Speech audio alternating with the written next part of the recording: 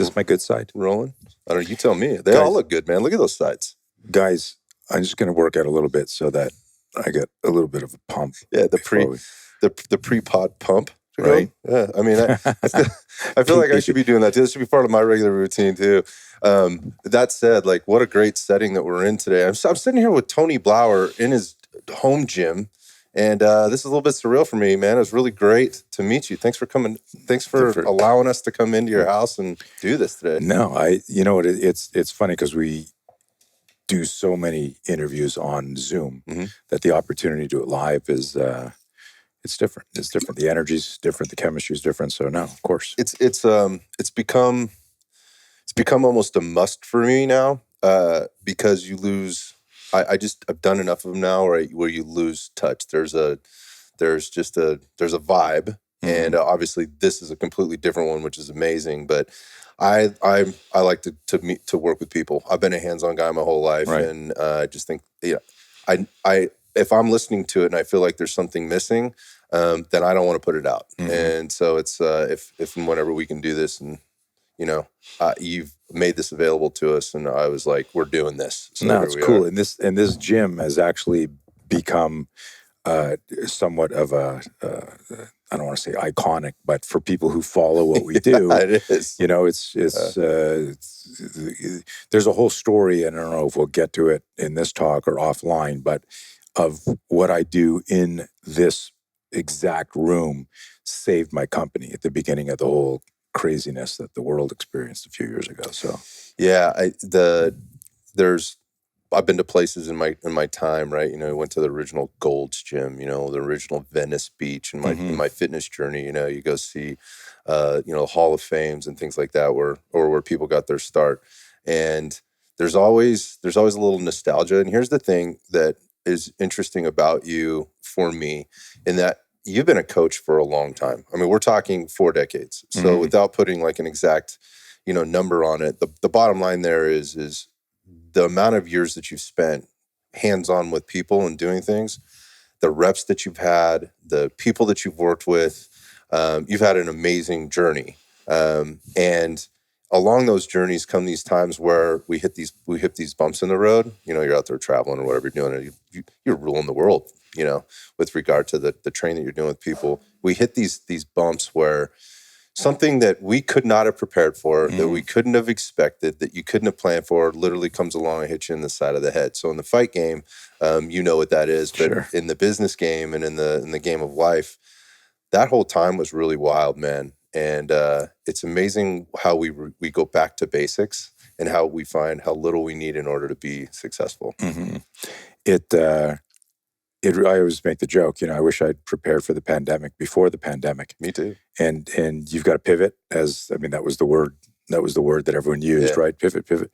But our stuff, it was crazy. All of my business, as you know, is mostly military, law enforcement, public safety. Those people stopped training. Just got shut down. Right? Yeah. And that was before it was defund the police, but it was like, oh, there's this worldwide crisis. Everyone was deployed. Everyone was on the streets. And so when it was 2 weeks to flatten the curve, became 3 weeks, became 3 months, I literally in the first 3 months canceled about 35 courses. I didn't cancel them. I had to be canceled.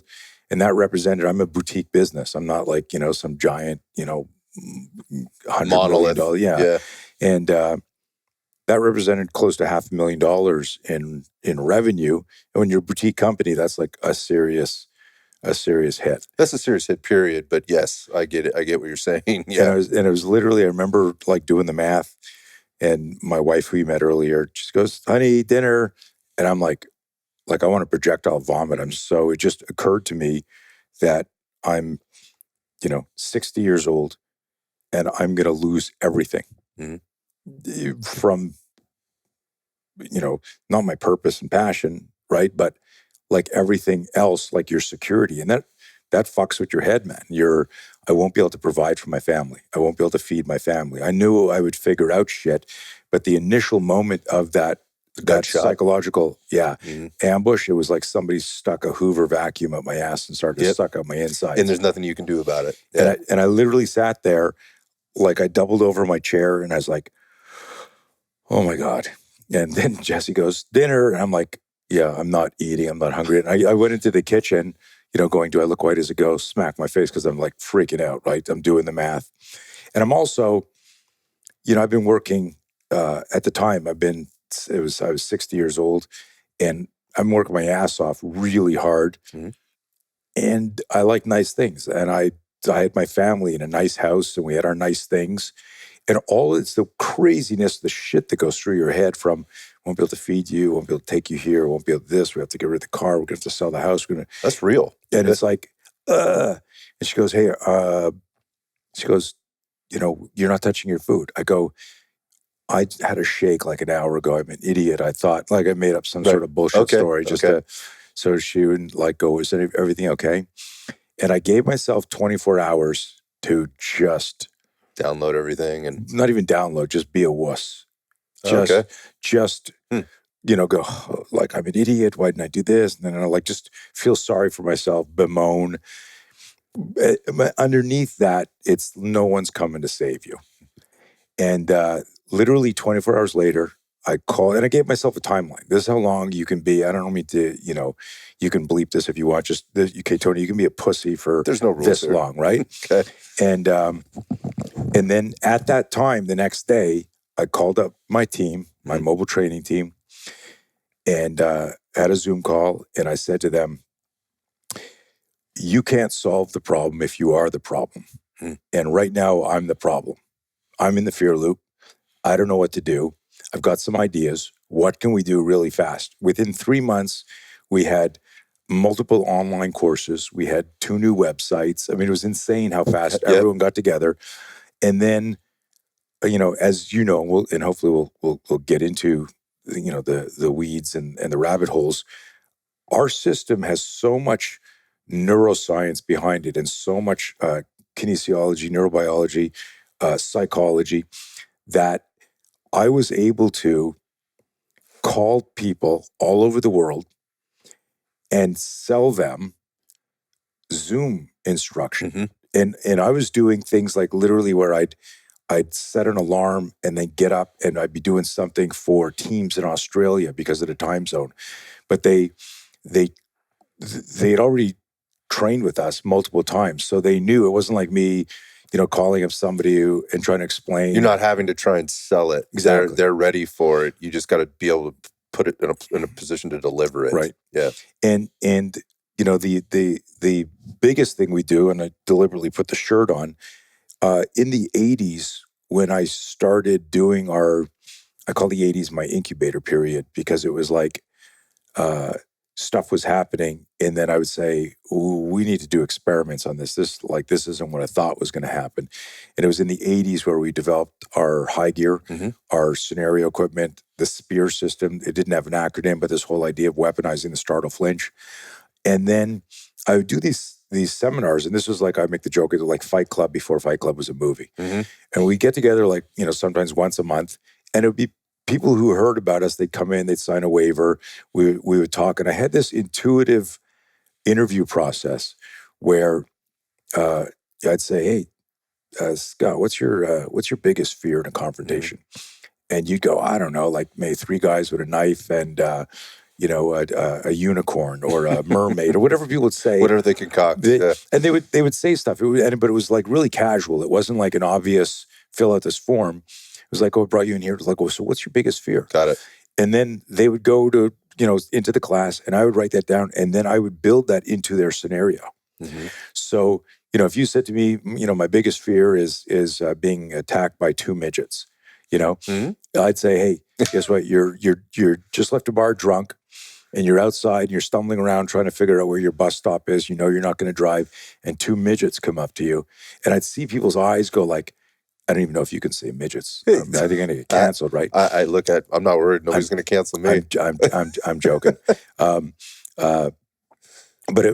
But you could see that moment when they go, oh, that fucker. Yeah. Yeah. But what I was trying to do was create some psychological distress so that they didn't go into a scenario sparring. Like we had one guy, for example, walk up to one guy and the guy says, hey man, you got the time? And the guy goes, whoa. He goes, man, I just want the time. And then the role, like the defender, and we're wearing gear, just fucking punches the guy in the face. And I go, time, do you punch people in the face when they ask you for the time? But they're already switched on and ready for it. Because, and this is the whole thing of our training, that I recognize this, I call this the 3 I's, instincts, intuition, intelligence, is my instincts and intuition said the conventional way to prepare for violence was jumping to like chapter 3 instead of starting at chapter 2. Chapter 1. Yeah. So we call it the 3 Ds, detect, diffuse, defend. So there needed to be a D1, detect and avoid, a situational awareness component, a D2, hey man, I don't want any trouble, a diffuse and de-escalate, and if push came to shove, a D3. Most everybody only ever practices D3. Hey, let me show you the worst case scenario. Well, they'll say, here's a gun disarm. Here's how you get out of a headlock. Here's what you do if the guy does this. Here's what, if I counter a punch. You're already in D3, so you start switched on, and that totally changes. The most dangerous part of the confrontation is pre-fight, not in-fight. Pre-fight is where you lose your shit, right? The emotional, psychological duress. Starting to override the system. Yeah, or the fear loop, or so fear will trigger a psychological distraction. Oh, fuck, this guy's really big. Shit, where's my backup? I should have warmed up, whatever. But fear also triggers a physiological response. Yep. And that's the startle flinch, where executive function gets hijacked, your cognitive brain gets bypassed, your reactive brain, your survival system goes, you didn't pick up on that, it's okay, we're going to do this. And so I started to figure out the languaging for that in the 80s, my incubator period. It's pretty crazy. Yeah, so going back, like just circling back to the whole pandemic thing and being shut down, you went straight to the worst case scenario. I'm going to have to sell everything, right? I'm not going to be able to feed my family. Total fear loop. And dinner couldn't even kick you out of that, Yeah. But the point of that is like you're already going to worst case scenario. Here's all the things versus taking a deep breath, backing up. You said you did take a deep breath, but at the same time, maybe couldn't catch it after that. And then you start to figure it out. But you've done all this groundwork, is what I'm getting, to be able to. It's almost like, I hesitate to say this because I feel like I could have learned these lessons differently, but I learned a ton of lessons during the pandemic as a gym owner. And it's almost a gift in a way, because going back to having the Zoom calls and all this new delivery system, it forces you to examine how you're delivering things. And it forces you to maybe pick and choose where what was automatic before seemed like the right thing to do. You may be trimming a little fat, but then also going, I'm realizing, because I can't show this in the same way I was showing it before, deliver it the same way, I have to do a better job of verbalizing it. Or I have to do a better job of asking questions, or I like to call it questioning skillfully, and listening carefully back to understand, is the person that I'm talking to or training or teaching really getting this?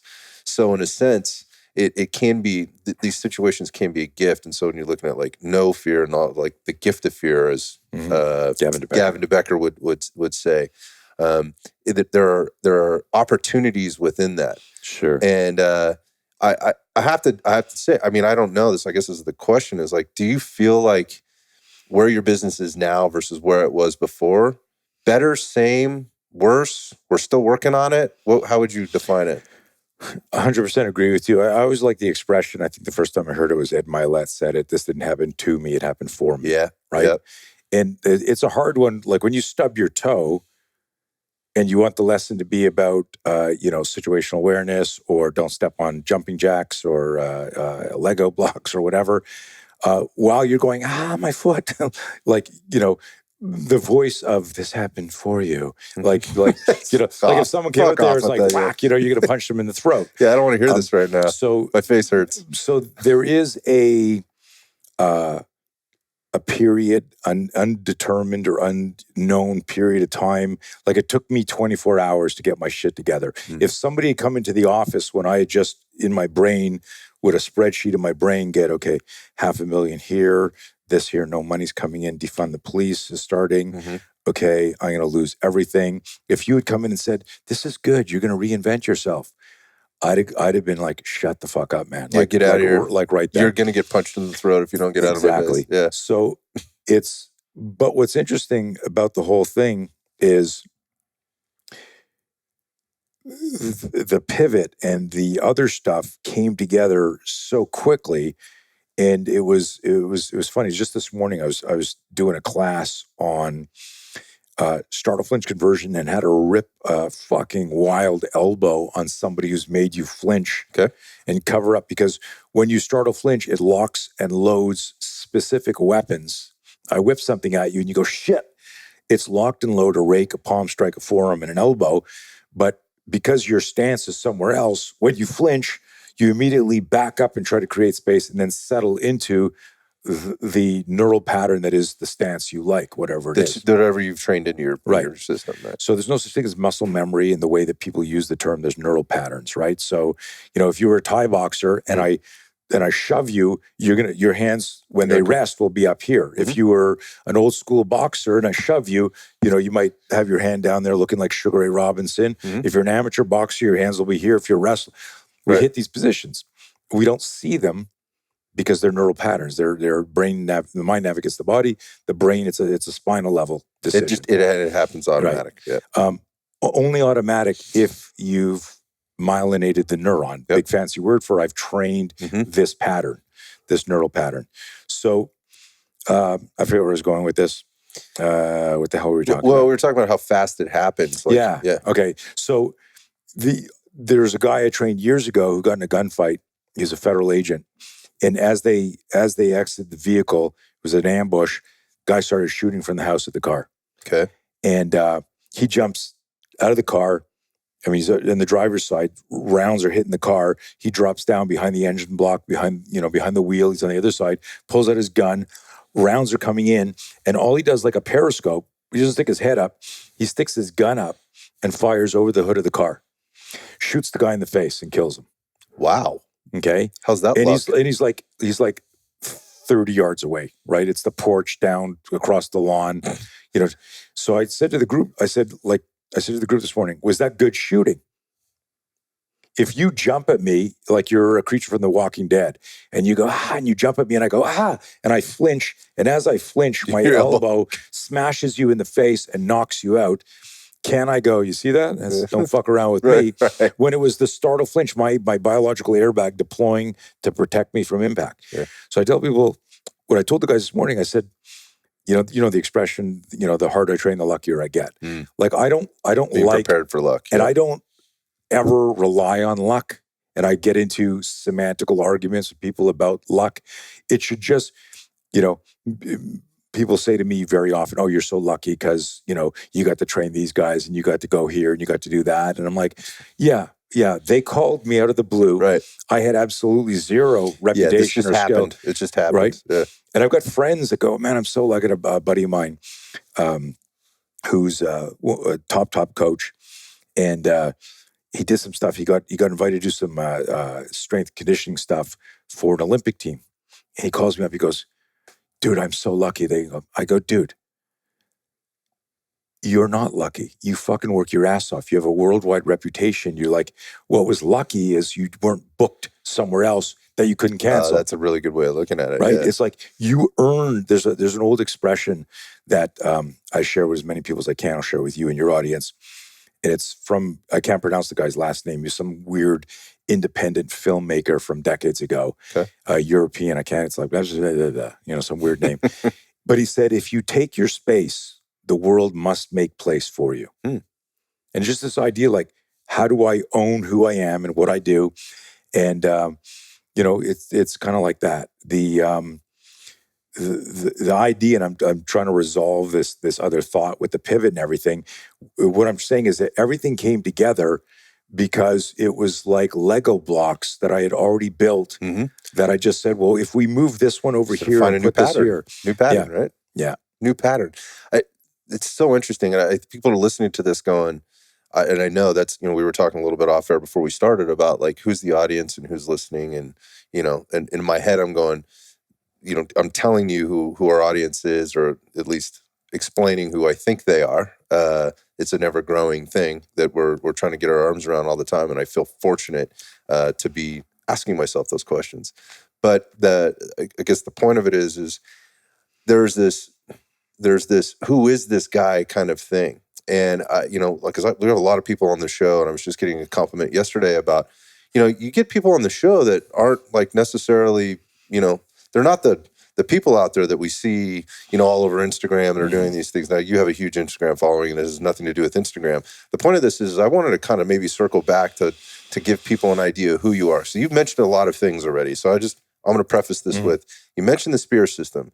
If you've been in law enforcement for the last 30 years and you went through any kind of combatives training in the last 30 years, you've probably been influenced. The training that you got has probably been influenced by the spear system or by you and the principles of the spear system.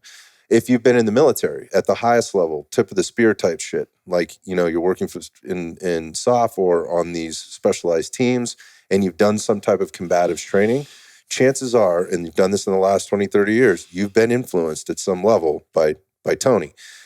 The other thing is like, I was thinking about this. I'm like, where was the first time I ever saw the high gear? Where's the first time I saw the suit?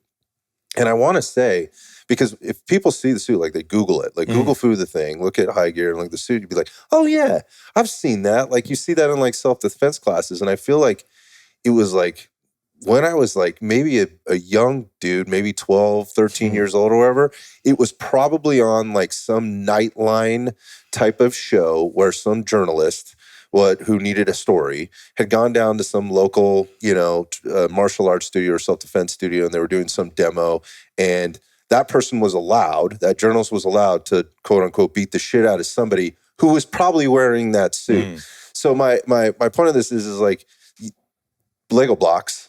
You didn't just show up on the scene, right? It was an overnight sensation. Yeah, you didn't just show up on the scene. You've been around. And so most recently, people may have heard about you through the No Fear, KNOW Fear, which I really want to talk about, and some of the work that you're doing through, or in I think putting out there to people with regard to the neuroscience. And so as it relates to this audience and how this relates to them, in my perspective, people are always talking about, self-defense, right? And firearms is a big part of the show, and they put all their effort, all their training, all their finance, they got all the gear, whatever, and they're putting it into that to hopefully not, but in some way in preparation for whatever that event might be where they might have to use that. And then on the side, they're going, okay, well, I also need to be fit too. And I recognize that being hands-on is something that could happen. So I'm going to go to the jiu-jitsu school and I'm going to learn jiu-jitsu. And yes, I have to take care of my fitness. So I'm trying to juggle all this. The difference to that is we're breaking it out all into its constituent parts. And that's not what you've done ever. I think that's the interesting part about your journey. So I hope we can talk about that a little bit, just about how you got into this. Where did the origin story with that? And I promised you before, I said, Tony, I don't want to bore you and have to have you tell the story that you've told so many times, but I think it's very relatable. And it's not like, again, you weren't handed something. This isn't something you just fell into.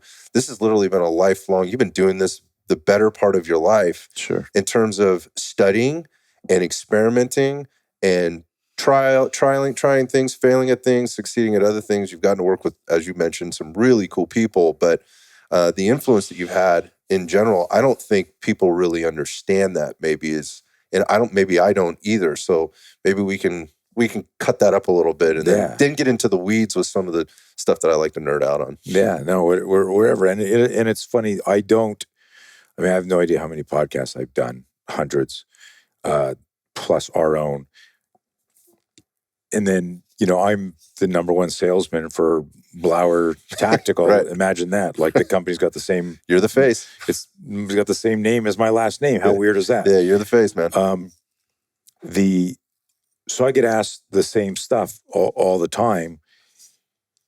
And I rarely ever tire explaining about it because it's a discovery that I think will make people safer. And so it excites me all the time to go, holy shit, the human weapon system is insane what it can do. And if you think this way about fear, you can turn fear into fuel. You can make this work for you. And oh my God, when somebody scares you and they make you flinch, did you realize they lock and load your most aggressive close quarter arsenal? Like if I said to you, hit me as hard as you can, and you were sitting there, you would have to stand up, you'd have to inhale, and then you'd go, are you going to do anything? I go, no, just hit me. You'd go, okay. And then you'd go, and you'd lock and load and telegraph, and you do that. But if you jumped up right now and scared me, I would go, oh shit. Right. And I would inhale because of the startle flinch. That would create that cobra lat spread. My traps would come up, my shoulders would engage, and I would have this kinetic energy ready to release. So when someone makes me flinch, the ability for me to gouge their eyes, grab their face, palm strike them, rip an elbow is amplified because of the attack. And if you can't see the serendipity in that, you're just not looking for it. It's like going, look at this fucking branch. It's got thorns all over it. And I'm going, look at the rose. Look at the rose. Is it fair to say that anything you do to try to change that is counterintuitive to the body and to the neural system? Like in terms of training like a martial art or training something else from like... Well, here's the interesting thing. It's not just counterintuitive. It can't be done. You can't wean the flinch out of you. Now I can stress inoculate it. So if I pulled out a UTM paintball sim gun right now and you didn't know, and I was just being a dick and I went, and you thought it was a gun, you'd go, fuck, right? And then I'd fire you. And then, we'd fight, you'd yell at me and go, dude, that's fucking crazy. I'd be pissed, yeah. Right? And then I go, I just wanted to show you, Startle Flinch, I'm an asshole. You go, fuck, man. If I went like this again, you go, he's doing it. And you go, dude, don't shoot me with that because I don't fucking like that. Right. But then I go, hey, tomorrow we're going to do paintball or sims. You have 2 days to get your mind around it. So you show up and you're wearing extra shirts and putting socks in your underwear. You're prepared. We call this ACP, awareness, consent, preparation. Okay. So the ACP factor is huge. If I have awareness, we're going to do this. And then I go, okay, I consent. Then I mentally prepare. Whether I've got the skills or not is another story. But in an ambush, there is no ACP. So we always tell people all fights are dangerous. Most dangerous fight is the ambush because the ambush bypasses all of the factors. So the mind navigates the body.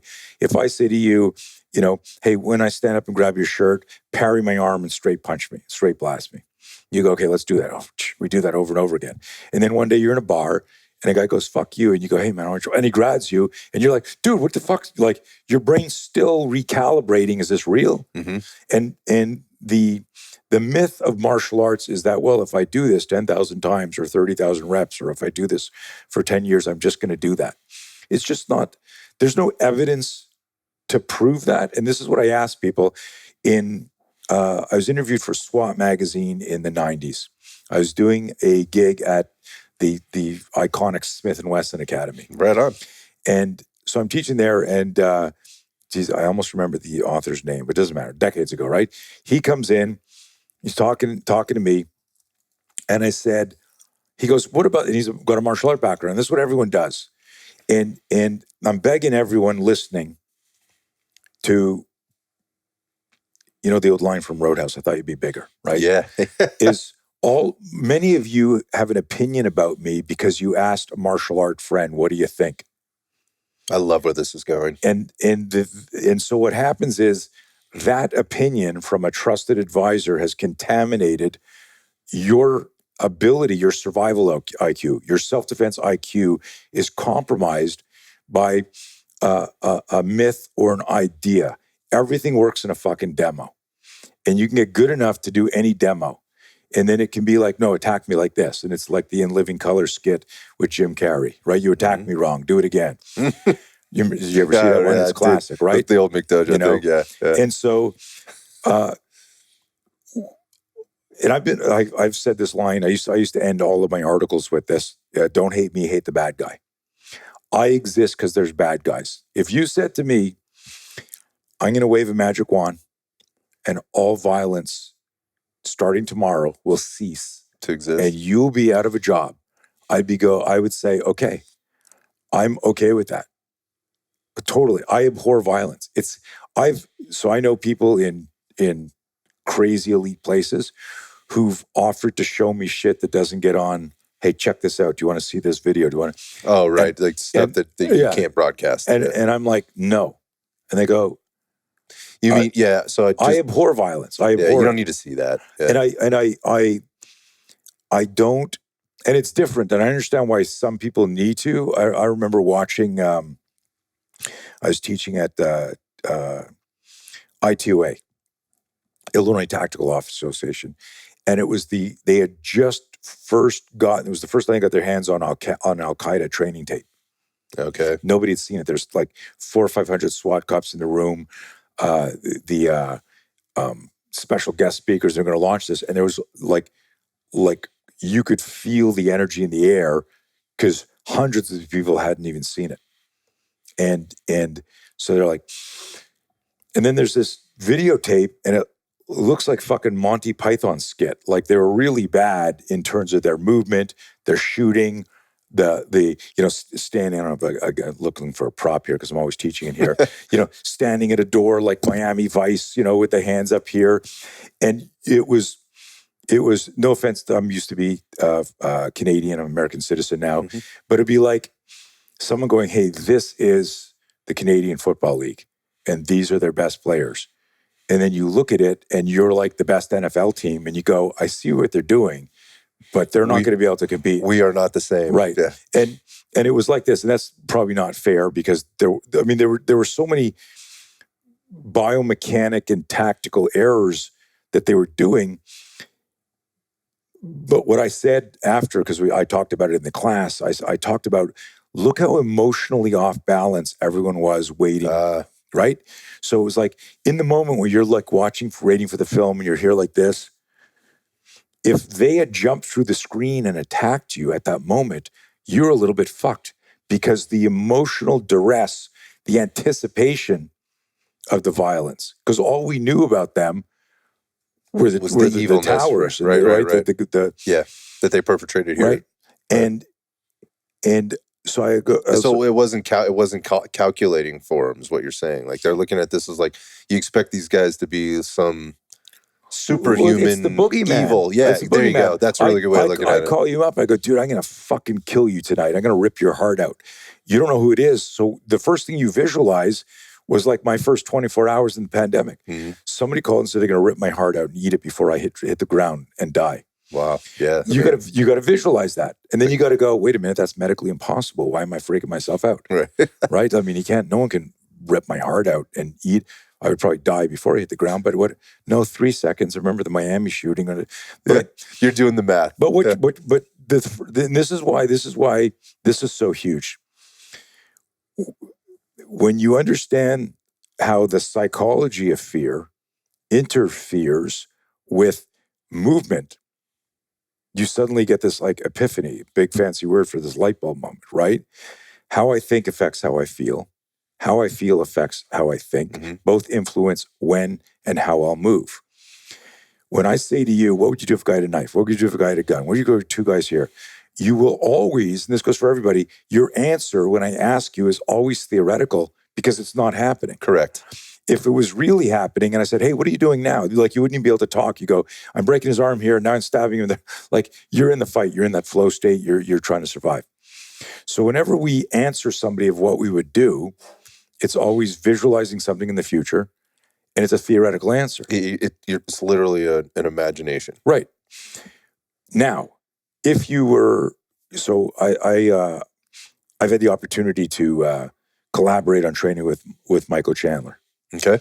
Who's fighting Conor McGregor. And I don't know when this is releasing, but Michael Chandler's like a very high level MMA guy. We were at dinner the other night and my wife says, so are you going to win? And he's like 97%. And she was like, and everyone at the table was like, oh, and Tim Kennedy's at the table and a bunch of other. And it was like, and Chandler's a smart, deep thinker.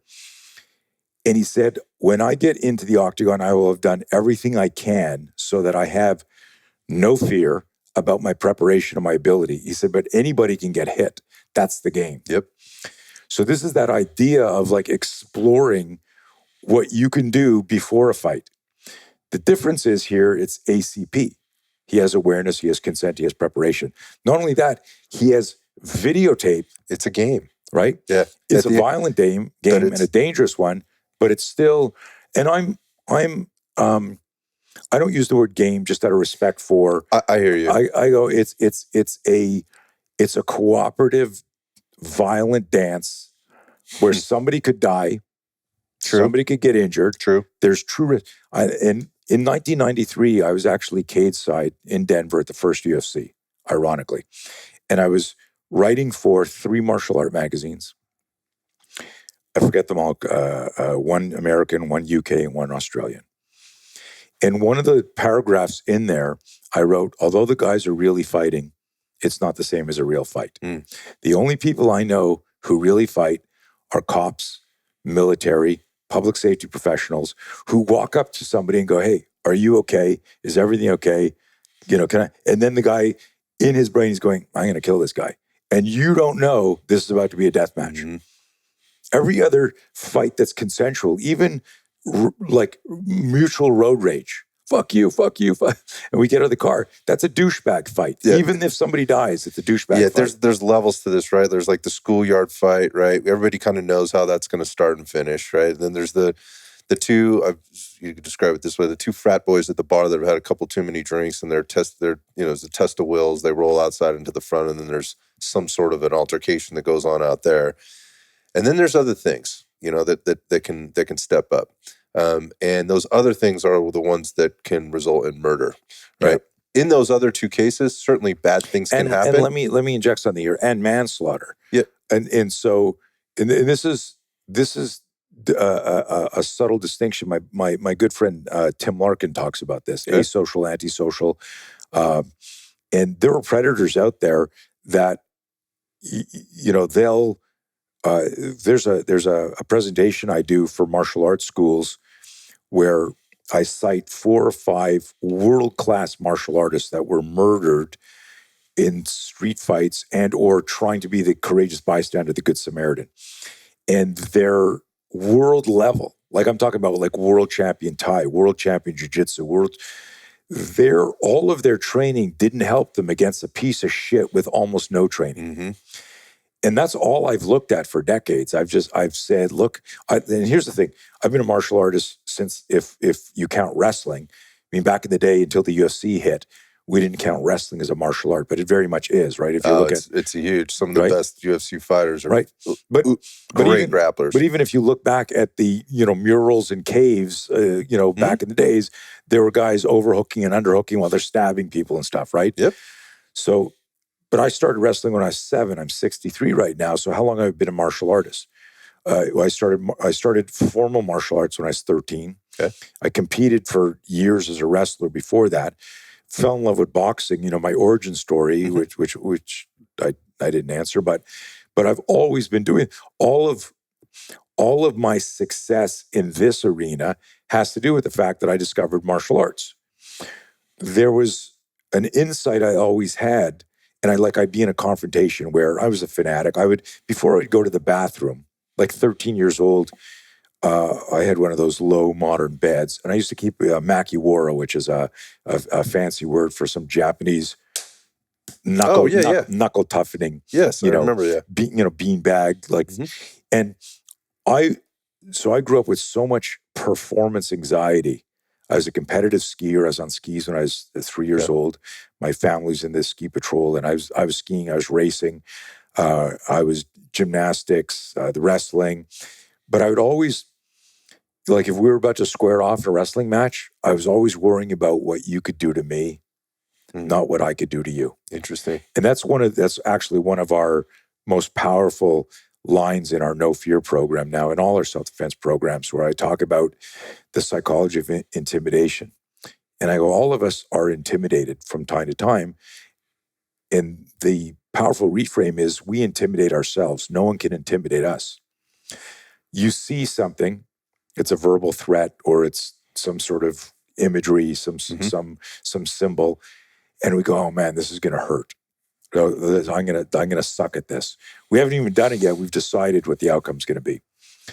And so I explain we intimidate ourselves, but it's very simple. It's when we're visualizing, in terms of self-defense, we're visualizing what our opponent can do to us instead of what we must do to my opponent. And when you make that switch, something changes. And now what happens is the neural circuitry of fear starts to redirect where you're going to focus and how you're going to move. Customato, Tyson's original boxing coach. He says, fear is the friend of exceptional people. That fear is like fire. And if you control it, it warms your home, it cooks your food. Mm-hmm. And if you lose control of it, it'll burn your house down. And it'll kill you. Yeah. And I I got goosebumps now just like thinking about that. So when I started doing martial arts, it was like, will this help me manage fear? Because I I grew up in the 60s. Everything was about fear for me in whatever sport I did. And I was always one of the best. I was always a good athlete. I was always one of the best on the team, but I never got on the podium. But it wasn't because people were necessarily better than me. It was because I didn't show up. You were holding yourself back. Yeah. And it was because, and I talk about this, have you ever been waiting for something that could be bad news? Obviously, everyone listening to this has waited, whether it's health, finances, absolutely, relationship, getting into college, whatever it is. And you're waiting and you go, hey, check the mail, check the email, check the time. I can think, do you have kids? Mm-hmm. How old are your kids? One just turned 21 and one's 11. Okay, nice. So I've got 32, 25, 21. My son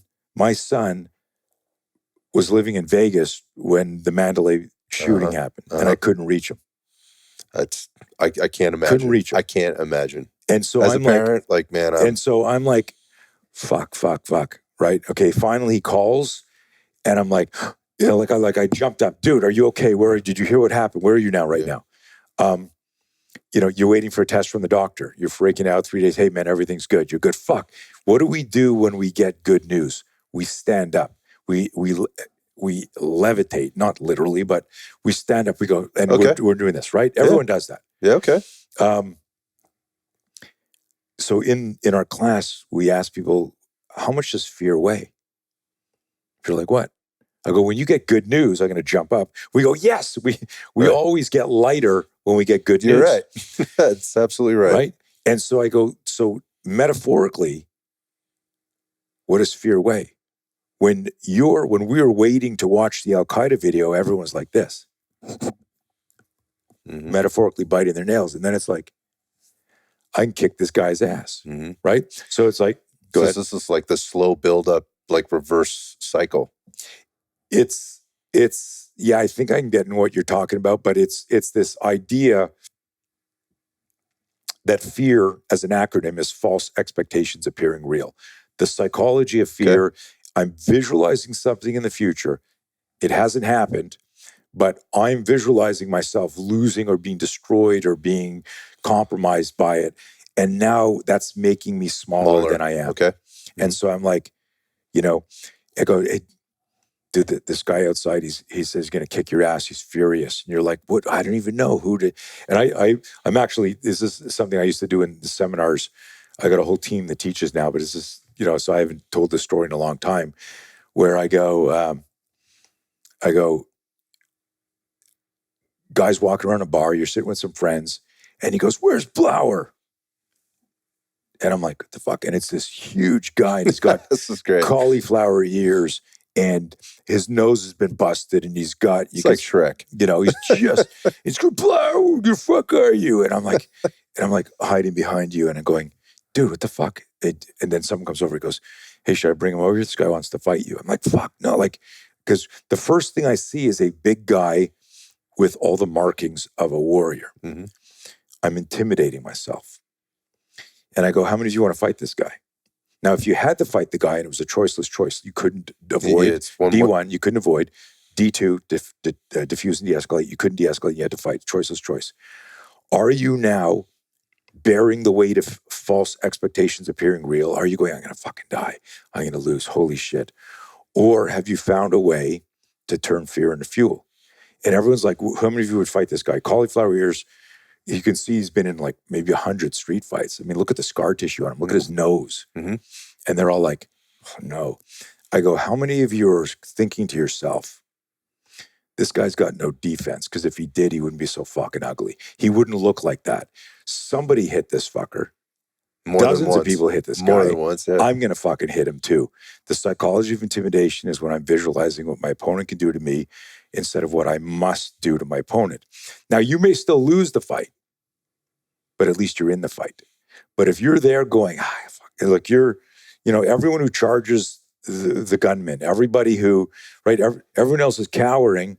Mm-hmm. And I'm not being cavalier about this shit. It's all about managing fear.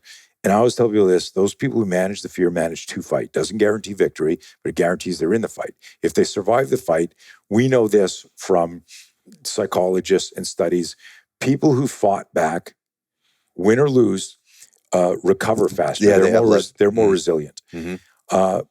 And so, like, that's huge. And this is an area because they're not carrying the I didn't even try right with them the rest of their life. Right. And a lot of things is like in our research, we've broken this down into three things. Bad guys only want one of three things: property, body, or life. Mm-hmm. So if I fight back and you weren't even thinking about me bringing it, right? Mm-hmm. And you go, give me your wallet, and you strong arm, and I go, fuck, and I smash you in the face. There's a good chance, because you weren't even anticipating resistance, that you're just going to run, because your physiological system, like the same stuff that happens to us, happens to the other guy. Happens to the other guy. So we're going kind of back and forth here between the psychology and the physiology. My middle name is Tangent. No, Tony Tangent. It's great, because as much as I've read about you and read on you and listened to you speak, you're hitting all the major points. And again, for people that may not know you, they're going, dude, this guy's just like he's going back and forth with this psychological component and this physiological component. And that's that's the spear system. And you talked about it at the beginning, or the KNOW fear piece of this takes it to a different level. And I think this is what people probably very much underestimate and don't understand. Mm-hmm. And so you've sort of described what's natural. And I think most people, like I said, can relate to this. This is how you, again, what I really dig about how you explain it. Like, yeah, I've been in that situation where the big schoolyard bully called me out on a fight or was intimidating me somehow. And I just kind of let it happen. But I was thankful that I didn't get my ass kicked. Right. And, if I pushed back, I probably would have got my ass kicked. But you'll never know, because it didn't happen. And let me hold your thought, pin your thought. Because there's something way bigger. Right? When's the last time you got in a gunfight? Never. Right? When's the last time you got in a violent physical fight? This is where I'm going with this. It's been a while. Right? Right. And your last fight might have been you were 21, you were drunk, and it was... Was that really a fight? Right? Yeah. But what I'm saying is I remember my son, I don't know why this just popped in my head. My son wakes me up on a trip. He's like 8 or 9 years old, and having a nightmare that there's like a monster under his bed, and we're in a hotel room on a road trip. Okay. And I'm like, dude, don't you think if there was a monster in the bed, he'd have already eaten us already? Like, there's no monster. Go back to bed. It's coming after me first. Right? Yeah. And he goes, Dad, there's something under the bed. I go, no, Nick, there's nothing under the bed. Go back. We'd hear it. He wouldn't even fit if he was a monster. Dad, and I realized, like, I'm being like an adult rational, and he's 8 years old, and there's a fucking monster under the bed. There's a monster there, man, right? Whether you want to admit it or not. And I'm going to tell you 2 true stories about this, and this is about shining a light on fear. So I had to get up, turn on the light, go under the bed, go, dude, there's no monster. Do you want to? No, Dad, I'm not looking. There's no monster here. Look, hand here. I'm here. And of course, I probably did this too. And like, we're going to get sucked out of the bed, right? After 9/11, we were on a flight, maybe a year after, we're flying somewhere. And a gentleman with a turban gets on, and everyone's looking and glaring. And you could tell he was nervous and sweating because everyone were profiling, right? And he sits down in front of us, and my boy at this point, he's probably 12 at the time, and he's like looking at the guy, and I go, hey, you're cool. Everything's cool. And the guy gets up and goes to the bathroom, and then he comes back, and everyone's glaring at him. Well, you know how things were, This is how humans are. Right? Yep. And everyone's glaring at him, so he's like sweating and nervous because everyone's, you're one of those guys, right? And so my boy looks at me, goes, what if he just planted a bomb? I go, Nick, couldn't have gotten on the airplane with the bomb and gone. Dad, I'm so scared right now. So I look at him and I go, I remember the bad story from 5 years earlier. I'm going to go to the bathroom now and check it for you, okay? Dad, what are you going to do? I'm going to go make sure there's no bomb in the bathroom. And I'm thinking to myself, the fuck am I going to do? Right. Like, I'm not an EOD tech, right? Right. So I get there and I walk into the bathroom, I close the door. And of course, there's things with tape on it. I'm not going to open it. I go, okay, that tape's still there. That tape's still there. This is good. Okay, at least I can go back and I can look my son in the face and said, I checked the thoroughly. bathroom. Yeah. I swept the bathroom. There's no bomb. You can relax, right? And I went back and had that conversation. And what I'm explaining here is, what is the weight of fear? What would that next 3 hours or 5 hours been if he hadn't articulated that? Or if he had said, what if there's a bomb? And I went, what if there's a bomb? Because this is the shit that the cortisol, the imagination, and now when I give you good news, right? It's So, you know, we started to go down some path on the power of no fear, and I wanted to get something a little bit more metaphysical, because you used the bully fight. Yep. And where it was going on here, and it's a little bit, maybe I hope it's not too spiritual for everybody. That fight that we're training for almost never happens, but fear will fuck with our enjoyment of life, relationships, training, way more than you could imagine. Every day we have a confrontation in our mind, and how we handle that confrontation, you know, affects the quality of our day. Figure the algorithm out from there. You know people that take traffic personally, who have, you know, they're that fucker at work and this guy. Like, I've done that before, you know? Yeah, for not sure. me. I've never lost my temper. I'm sure. My daughter just moved her bedroom down here. It's right beside my office. And she goes, hey, am I going to hear you screaming at the computer down here? And I'm like, so hold on a second. I'm not good with IT issues. I'm not either. And I looked at her, I said, could you hear me yelling when you're upstairs in your room? She goes, yeah. I said, well, you'll probably hear me here. Absolutely. I love it that's where you're going with that, because you're talking about the fight that you're always planning for, always worried about, never happens. I wonder, like, the flip side of this, and how that can destroy the quality of your life. And you find it showing up in other things. Again, the traffic, the guy cut you off and you lose your shit, right? Or, you know, the video isn't uploading as fast as I think it should be uploading, you know, from the disk to the cloud, or whatever else. Or I hit the wrong button, or something happens and you lose your mind. That's that anxiety, or that energy is being directed that way. I wonder on the opposite side, how about that with all the people you've trained over the years that come in with maybe an overinflated sense of self-confidence about that fight they thought they were going to get in, and then you actually are in a position to be able to present them with that fight. You started earlier with, like, hey, what is your biggest fear? What's the scenario?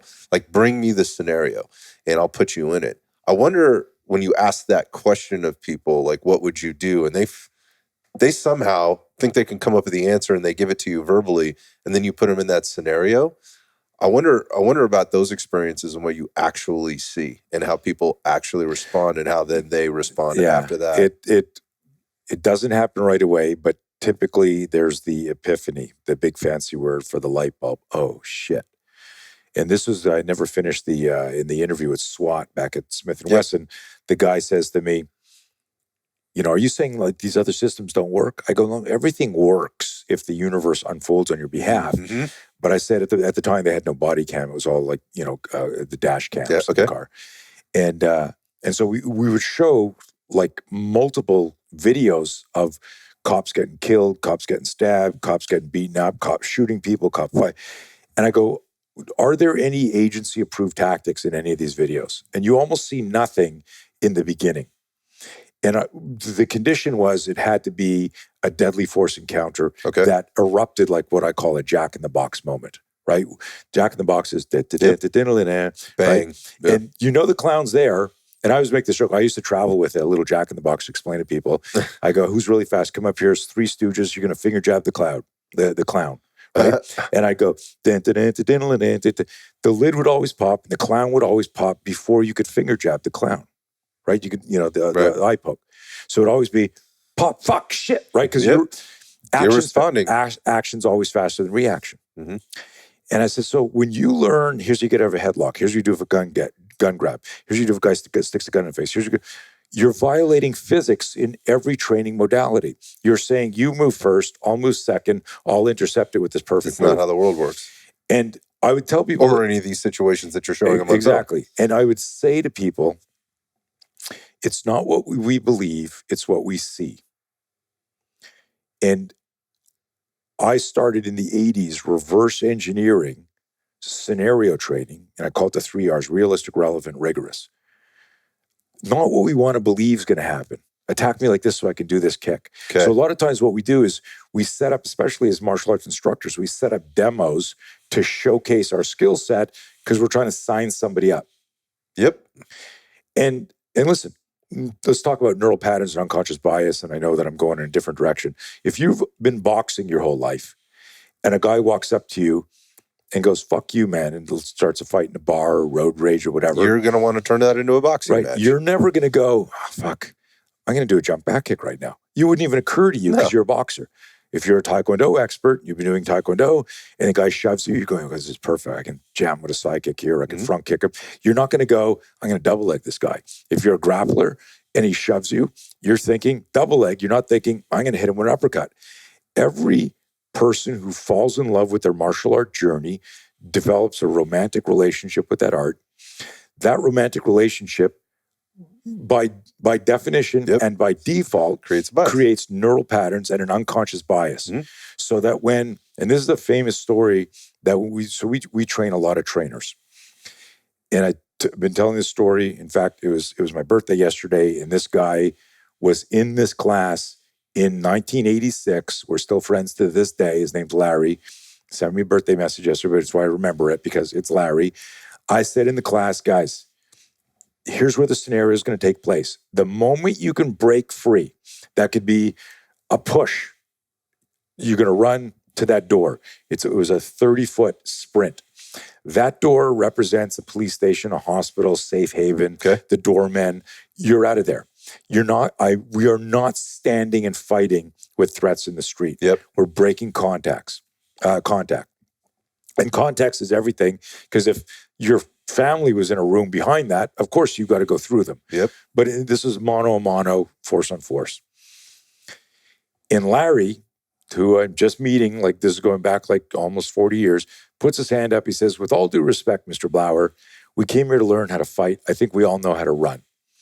And I said, Larry, the fact that you won't even entertain running in a force-on-force scenario training means your ego and pride is probably going to keep you in a violent encounter. When you could have gotten away. You could have gotten away.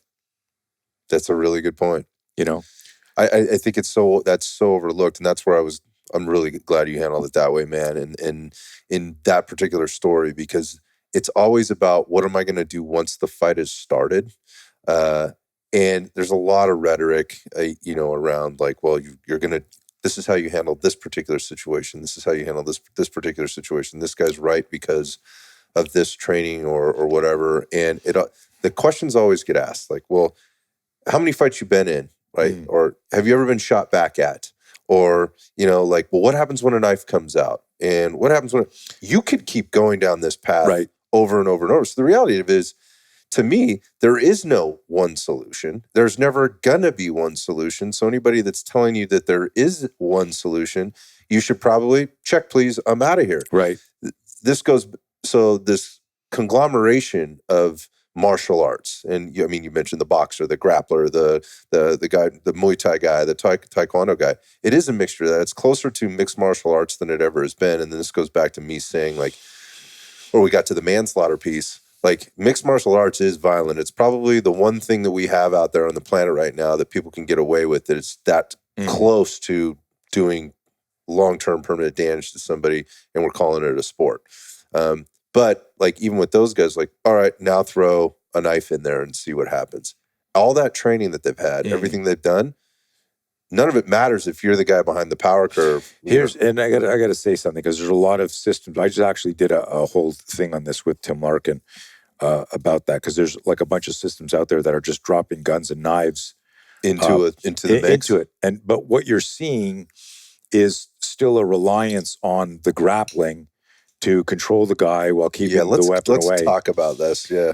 And there's value to it if you understand what you're doing. So I was at Little Creek years ago, working with Team 4, and the topic came up, and I said, okay, let's do this. And I took out a training weapon, and I threw it on the ground between us, me and one of the SEALs, right? And everyone's standing around, and I said, somebody say go. And I was probably 45 then. So everyone always looks at me as like, I thought you'd be bigger. And I've literally had people like pick me up at the airport and they go, wow, you're way older than I thought you were.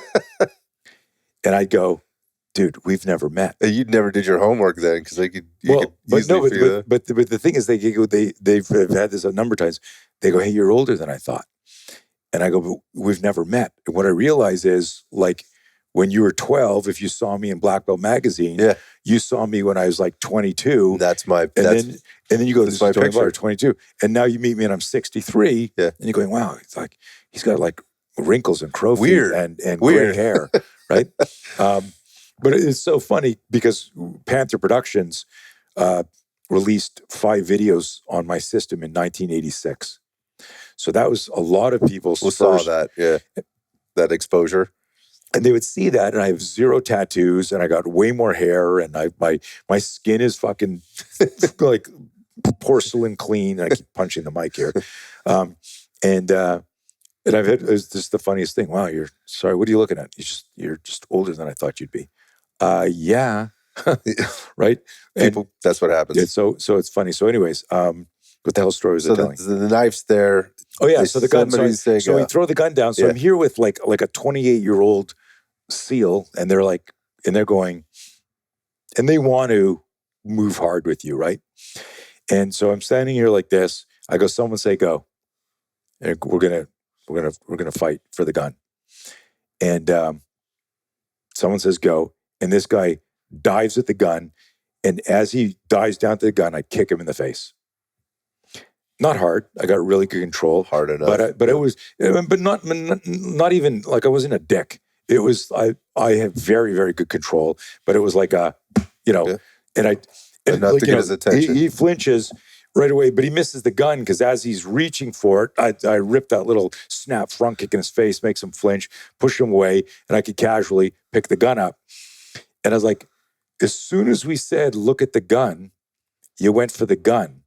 But if I knock you out, I can actually just look at the gun and go, oh, look, it's a Glock, or it's this or that. I mean, I'm making fun here. Right. But it was just this idea of what is closest weapon, closest target? Yeah. What should I be focusing on here right now? There's levels. Yeah. And it's, so you can't just throw a weapon in there and go, that was the most realistic shit we ever did. There's, again, I come back to the 4 or 5 individuals who were actual literal world champions in their martial art who are now dead because they were murdered in fights where, and I think 2 of them were courageous bystander trying to be the good Samaritan, and a couple other ones were it was mano a mano, and somebody just said, well, I'm not going to fucking grapple with you. I'm just going to shoot you, motherfucker, and then goes and gets a gun and shoots you. So I got asked, do you remember the bar called Scores in New York? I do remember this, okay. Yeah. So it became famous because Van Damme got his ass kicked by Chuck Zito there. Exactly, and I actually, Chuck Zito, who's an acquaintance, not a friend, I don't really know if you would remember who I am, but he actually told me the story personally. It was classic. But he dropped Van Damme there. So it was a famous story. But what also made that place famous is one of their lead doormen got shot in the face, 357, murdered there. Mm-hmm. And I'd become friends with, how I got to know the guys, I friends with one of the managers at the place and was doing some training for security people in New York. And he calls me the day after the murder. And he says to me on the phone, he says, dude, did you hear what happened last night? He tells me the story. He says, the guy came back, got thrown out of the club, came back with a gun. And in front of a lineup of people under a CCTV, pulls the gun out and shoots the guy in the face. Mm. And he goes, like we're debriefing everybody and talking about this, but what could my guy have done? What would you? But I said to him, this is my answer, and hopefully you'll everyone listening to me, and I know I've gone down 90 different rabbit holes. This is the essence and the philosophy. I said, what could he have done? He could have thrown him out of the club very differently. How do you eject somebody from a club that they go, you know what? I'm going to murder this person in plain sight. Yeah, something went down. So angry that you go get a gun and then shoot somebody and then go to prison. We don't, in general, and not all martial arts and self-defense, but in general, we pay lip service to avoidance. It takes a lot of courage to walk away from a fight because it attacks your self-image, it attacks your ego, it attacks your pride. I mean, how many times were your girl says to you, that guy just looked at me, or he just grabbed my ass, or that, and you're not thinking, who's this psycho? That, and there's a lot of people that'll disagree with this, but it's not, I'm not afraid to fight. I'm afraid of how far this fight will go. I'm an entrepreneur, I'm a dad. Especially if you know your own capability at the same time too. Yeah, but you have liability. Right. Yeah. And so D1, detect and avoid. D2, diffuse and de-escalate. You said there's no one system. The one system is understanding what we call the timeline of violence. Understanding you got a handyman, you got a carpenter, and you got an architect. And I asked the handyman, hey, this paint keeps cracking on the wall here. The handyman goes, well, I can paint it for you. Yeah, but it keeps, like every year I got to do it. Well, I'll just come back every year. The carpenter goes, well, maybe you need some new sheetrock or gyprock, or whatever the hell. I can replace that, and that'll solve that. The architect comes in, he goes, well, the foundation's moving because this is where your house was built. You're always going to have a problem unless you dig this up and do that. This is going to cost you. In other words, the metaphor here is the architect understands the bigger picture. Problem. Yeah. So we have a map in our training called the timeline of violence, and it shows all of these, the breakdowns and the inner workings of how does neurobiology affect what we think we're going to do? Because when we practice, we're practicing what we think we're going to do in the future. Exactly.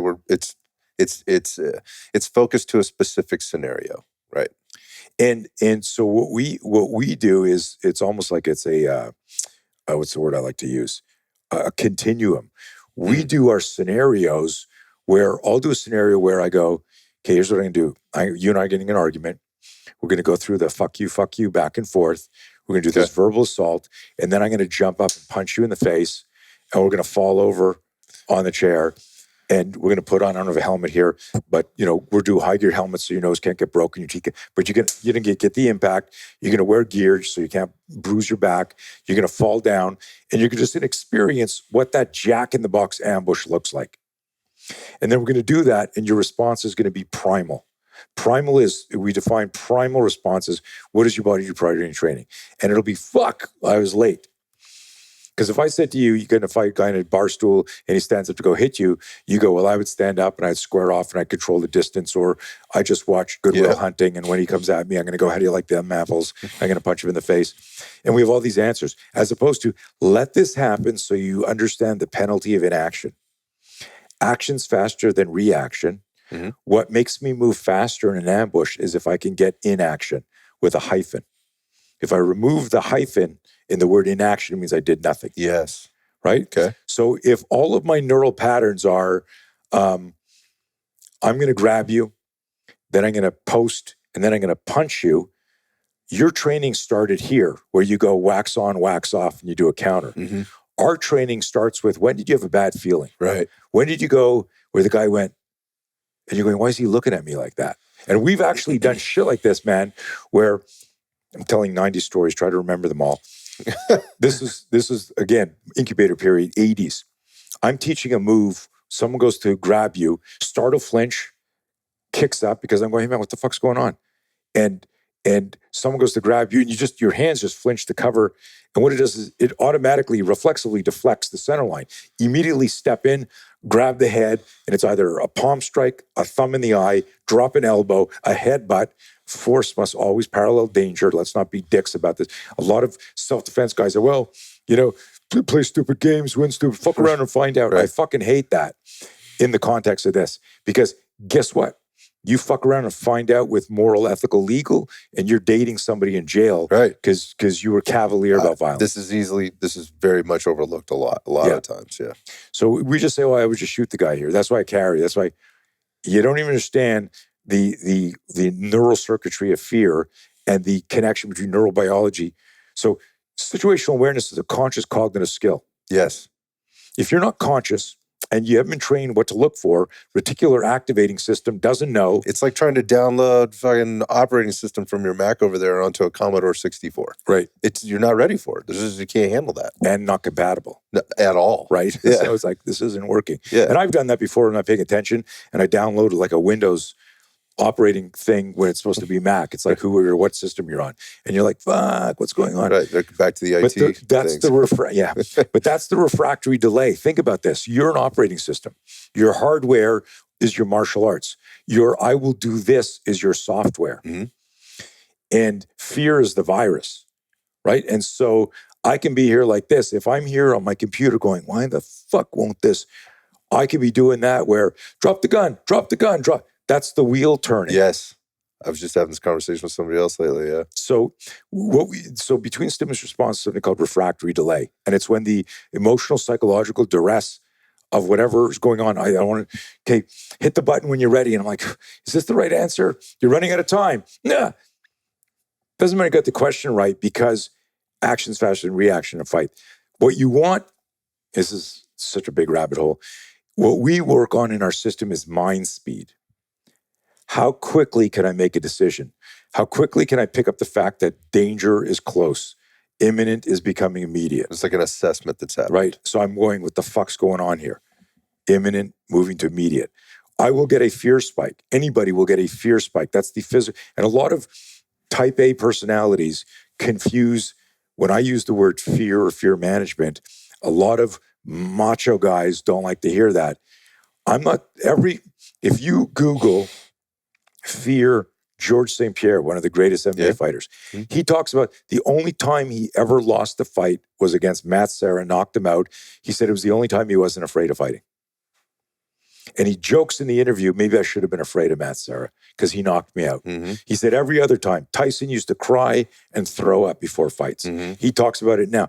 When people are in their macho phase of that, now that they're a little wiser, they go, it's the Customato thing. Fear is the friend of exceptional people. If you can switch your relationship with fear and turn it into fuel, it becomes a spiritual or like a symbol and a signal that gets you moving in the direction that you need to move. Now, there are things in life that you must do afraid. You're just, the fear is going to be there. When you hit the flow state, you won't even think about it if you get there. But it's this idea of like, when I asked my wife to marry me, I was like, oh, fuck, is she the one? I'm going to spend the rest of my life with her. How do I know if she's not crazy? I don't like all the, the crazy fucking chart, right? The crazy hot matrix. Right. One of the greatest videos of all time. She's kind of crazy. Holy shit. I was excited, but I was afraid. Right. And then when I quit my dad's company to start my own business, I was afraid. And then when I decided to move to the U.S. to do my thing with the U.S. Army and our gear, I was scared shitless. But I'm like this, hey, I'm Tony Blauer. I'm here to I'm doing the demo. You're putting on the front. The facade's there, but inside I'm going, fuck, this You're better work. overcompensating. Yeah. I want to correct that.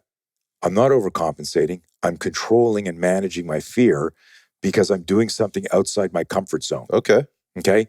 And this is what stress inoculation is. And this is what we figured out with our scenario training, where I could go, here's a video of this guy getting his ass kicked in this violent encounter. We're going to replicate that so that you experience the penalty of inaction. I've literally had scenarios where the cop loses his gun like this and then gets shot with the blank and then goes down to the ground. And we do that over and over again. And we're the officer in the training or the officers in the training are going, yeah, what the fuck are we doing? Because they're so used to the step 1, step 2, step 3 fix for everything. Got it. And I go, so you're throwing it all at them at one time. You're gonna eat this. I'm saying if you do nothing, you die like this guy died in this video. I gotcha. And they get there, and I've done this in classes where you got 20, 30 cops in there, and the smell of fear and the sweat of fear becomes real. Where I'm actually guys in gear, and I'm jumping in on them, and they're doing role playing after they see the drill, and you're grabbing their gun, and I'm saying to them, eyes are closed, guys, and their role players, their partner is grabbing their gun. What's it feel like when you feel your gun coming out of your holster, but your hand's not on your gun? It's somebody else's. Have you ever felt that? Well, have you ever felt that? No. Because you never trained it. Because you never trained it. One of our maxims for scenario-based training, if you don't think to do it in training, what makes you think you'll think to do it in the street? And then it's like, what's it feel like when the gun clears your holster and your hand's not on your gun? And then we have... There's another oh shit moment. Right? And then we have... So you're not just going, well, I'm going to do this counter that I learned in this martial art class. Right? You're just going to decide to do this. Right? Yeah, right. So there's no, again, the refractory delay, the emotional psychological duress where your brain is going, holy fuck. We just moved to another level. Right? Yeah. And then it was like, here's a gun coming up. And I would say, what does your gun smell like? Because guns have a smell. Oh, damn. Yeah. When your hand's not on the gun. This is your gun. And then we would do touching different parts of the body with the gun. And people think I'm insane. I'm not going to... So this is stress inoculation. Yeah. It's not insane. But guys are fucking sweating. You could smell the fear. And I did this. This literally took 5 minutes for the room to reek. And then I had this one cop go, and he goes, I go, yes. He goes, what the fuck are we... What kind of fucking training is this? Because all the training was for... I mean, how many reps of having a gun pulled out of your holster can you do in 5 minutes? 30, 40, 50, 10 seconds, right? Reholster, right? And some people were SWAT, leg, thumb break. Some people were triple. So, and it was like, figure out the retention. And I said, it was like at the time when I first started doing this, like I think it was 1993. No, it was 95 was my first time doing this drill. And I think, I don't know if Men in Black was out then, but I remember saying, you're frozen. You're like just deer in the headlights. And watch all of and I would say to guys, I'm going to stand up here and fuck you guys up, pretend you're frozen. And I come in and I'm like this, and I'm on fucking hands. And you're watching me fucking grab the gun, and then I'm doing this. And guys are literally like, and I said, if you're They're that uncomfortable. If you're that, and you should be. Right. But nobody's teaching that. And so I had seen a video produced by Caliber Press of interviews of police officers who had lost their guns in gunfights and had the gun turned on them. And they were all guys that were paralyzed, missing parts of their face, wheelchair, right? Wow. And the video is called Ultimate Survivors. It's decades old. And every single one of them said... I could see it happening, maybe? Every one of them said, you're close, said... They target glanced my gun, and then he was on me. And they go, next thing I know, I was on the ground, and I'm losing control. And I was like, nobody, when you've done weapon retention drills. Yep. Where does the drill start? It usually starts with hands on the gun already. Right? So you're in D3. Right. So I did this once. Guys are going to laugh. And again, people are going to go, I thought you were bigger and never seen you in the UFC and all this. I had a UFC fighter at one of my seminars. And I said, guys, when you learn lateral vascular neck restraint, carotid restraint, the rear strangle, where does that drill start? In the rear strangle. Yeah. Well, you're already there. Somebody behind you, and then it's like you're learning to do different things. But what were all the things that happened before that happened? Right. Yeah. And I said, and I'll ask you this real question: when somebody puts a rear strangle on you, how long do you have to tap out or pass out? I mean, it depends, but it's not very long once they're there. Do you know what the urban legend is? It's 4 to 7 seconds. I had no idea. Yeah. I mean, I've been choked out before, so sometimes longer, sometimes not. So, but most people, if you ask an expert how long do you can choke somebody 4 out, to 7. They'll say between 4 and 7 Once seconds. that choke is depending on the neck. Got it. So I said to the group, there's 30 people in the seminar. I said, guys, what is it? 4 to 7 seconds. And I look over at this buddy of mine. He's a UFC alternate. I said, you got a pretty good rear strangle, right? And he's like sitting, like at the back of the class because he's a buddy of mine. I said, I want you to put the rear strangle on me. I swear to God, I did this. And let's see how long I last. And he's like, okay. And he starts to stand up. And he's like 30 feet away. I go, hold on a second. I go, who's got to watch? There, like a lot of people have their Casios on. I go, okay, 4 to 7 seconds. You're going to say 3, 2, 1, go, start the watch. And everyone's like kind of looking at me because he's like 30 feet away from me. And the guy goes, okay, ready, go. He goes, you want me to go? You have to start the fucking timer. Right. He goes, 3, 2, 1, go. And I stand there like this, and he starts to move towards me. And I go, whoa, whoa, whoa, whoa. And as he moves around the crowd, I move the other way. Sure. And I'm doing this, and I'm doing this. And I go, let me know when it hits 7 seconds.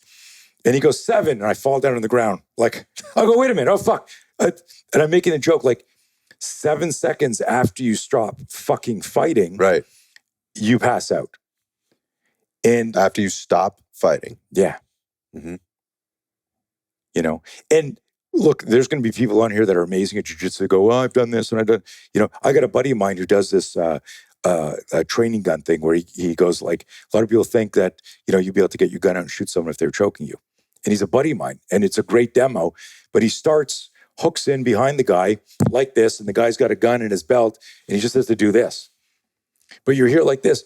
This is the neurobiology of survival. Mm-hmm. If I say don't flinch and I walk up to you and I go to hit you in the nuts, you're going to go, what the fuck, man? Yeah. Right? You're going to move. Every time. If I take a pinprick and I go, hey, and I poke you, you're going to go, ow, what the fuck, man?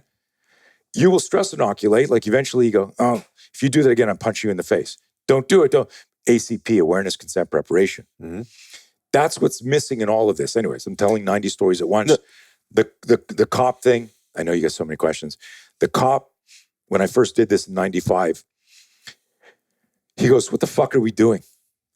I said, I've been waiting for somebody to ask that question. I go, this is the penalty of inaction. This is the penalty of not taking the threat seriously. This is the penalty of your intuition going, something's off here, but not having a system to practice intuition and manifest courage. Because the first thing you'll get when you go, something's off, is you'll get a fear spike. Is if there's a feeling, yeah. And so in our system, we go, look, timeline of violence. When you get the fear spike, you need to manage the fear. That's a self-awareness piece. Look at how holistic this is. This isn't like this is the move. Right. And so people think I'm putting down their moves, and I know all the moves. This is what I was asking before, yeah. I love all the moves. Yeah. I'm a martial artist. They're cool. But I understand that in certain confrontations, it's not about being technical. It's about being tactical. Mm. And, you already brought this up. There's some percentage of luck that comes into all this too. So be prepared for that as well. And bad luck too. That's, yeah. So there's different types of luck. Luck will go either way. No, you are answering the questions through the stories, quite frankly. I think the challenge that I see out there, that's sort of being broadcasted is we have a solution for this thing. And what you're seeing maybe is a video of some, let's say, entanglement, I guess would be the term I would say. You're already in hand to hand. You are already within your chest to chest or, head on chest. You got to hook in and whatever. That's what's being broadcasted. Now, it's also tough because I have not taken that class from this guy that's doing this video that I see, on the interwebs or whatever else. So I don't know what he's covered up until that point. But what it's showing, or what it at least seemingly seems to me is that what you're doing is you're trying to show a solution to this very problem once it's reached that point. But I've also recognized that there is no one answer for any of these things, and that I've never seen any. Like, you can watch a lot of video. You just mentioned all the body cam, dash cam, CCTV stuff, whatever else that you're seeing. How many of those things look exactly the same every time? I've never seen one that looks the same as another. I've seen things that look similar, right, with guns. I've seen some that look similar with knives. But there's the technology. Yes, because exactly. But there's also, the similarities are, they happen really fucking fast most of the time. Once it gets started, once the violence starts, it's fast and furious. And almost every time, again, from the outside looking in, like if you're looking at it through body cam or dash cam or, again, the CCTV, you're not seeing through that angle or through that lens what the human eye is seeing. You're seeing the scenario play out. And again, you already know something's bad's going to happen, or you wouldn't be watching this video in the first place. And so there's a lot of this Monday morning quarterbacking. And I think there's a lot of systems or solutions being provided from that platform. Right. Versus I hear what you're saying with the guy being touched with the muzzle of his gun all over his body. That's fucked up. Like, I'm just, what I'm thinking? I'm thinking in my head, like, go ahead, go home, just make sure your gun is fucking safe. Yeah. And do that and see how that fucking feels. It's gonna feel wrong. That's all I can say. And again, like I didn't tell anyone what the rest of the training was. I mean, and then that's important. It's not like it didn't stop there. No, I'm not thinking it does. What you're doing is you're building up to something here, like, and it's providing a real reality check. It's also just for people who are maybe selective listeners. That was a subtle insult. Going, did he say this? And it's, if we can't blend emotional, psychological stress and duress into the training, yes, you're not stress inoculated. Correct. Yeah, I don't have to be an expert at this to know this. Yeah. There's so many components to it, right? Like, so in these scenarios, what you see is the dash cam or body cam footage after, right? There was a high-speed pursuit. Then there was a foot chase. Right. Then there was, along the way, there was, I don't know, maybe there were some shots exchanged, and then the foot chase continued, right? And then you went into a very small or confined space, and the next thing you know, you got this ambush, and there's more than one of them now. These are all the things that, like, when you put together training, I speak to what you're talking about, the physiological and psychological aspects of this. Every little thing you layer on can be helpful, and it can also be very realistic, but we don't usually train that way. Mm-hmm. For what reason? So I guess that would be the question is, like, how come we don't train that way? I don't know. Because this is what we've been doing since the 80s. Okay, so that's the answer. Like, we've always done it this way, so we're going to continue to do it this way. Well, I didn't always do it. I'm not saying you. No, what I'm saying is, like, I did it the way other people do it. Like, okay, grab me like this and do this. Okay, or we would do a scenario where, would be like Hatfields versus the McCoys, right? Or what was that musical? I always make the musical joke, West Side Story. Yep. And they're going, oh yeah, It's very dramatic. Singing Maria, slinging my knife. It's very dramatic. Yeah. But but then what we would do is, like, if I did like a confrontation when we started doing our scenarios, it would be, guy goes, hey, and you go, I don't want any trouble. Like, you immediately hit a stance as opposed to, wait a minute, no. And that's where I started to grow the scenario. We didn't turn it into an off-Broadway play, right? But it was like, you're going to be here, you're waiting at a bus stop, or you're at work working late, and the guy you fired comes in, and it would force you to. So if I said, you just fired me and I came in, and you're going, hey man, what are you doing here? Yeah, I forgot something on my desk. And by the way, motherfucker, now I got to, and you're forced. So now when I attack you, you're in the middle of a conversation. A lot of people don't realize this, that if I get you to think something or say something, I totally change your reaction time. So if you had a gun on me and I went, point your finger at me, and actually pass me that cert gun there. Let's make this. There you go. Yeah. You don't know what a cert is? What kind of hired help do you have? Okay. So here, point that at me. Shoot me in the chest. Okay. We can see is the laser hitting there? Yep. Fire. Hit me green. There you go. Okay. Mm-hmm. So your finger's on the trigger. Yep. Reset it so that it's just the red. Okay. Mm-hmm. And I'm over here like this, and I got my hands up. When I move, shoot me. Okay. So you hit me here. I'm going super slow so people can see. When I move, shoot me. Okay. And this is real before we do the demo. Mm-hmm. Okay. Are you right hand dominant or left hand? I'm right handed. Okay. Didn't shoot yet, did you? No, but it was on the toolbox over there when it went up. But guys, see how slow I'm going?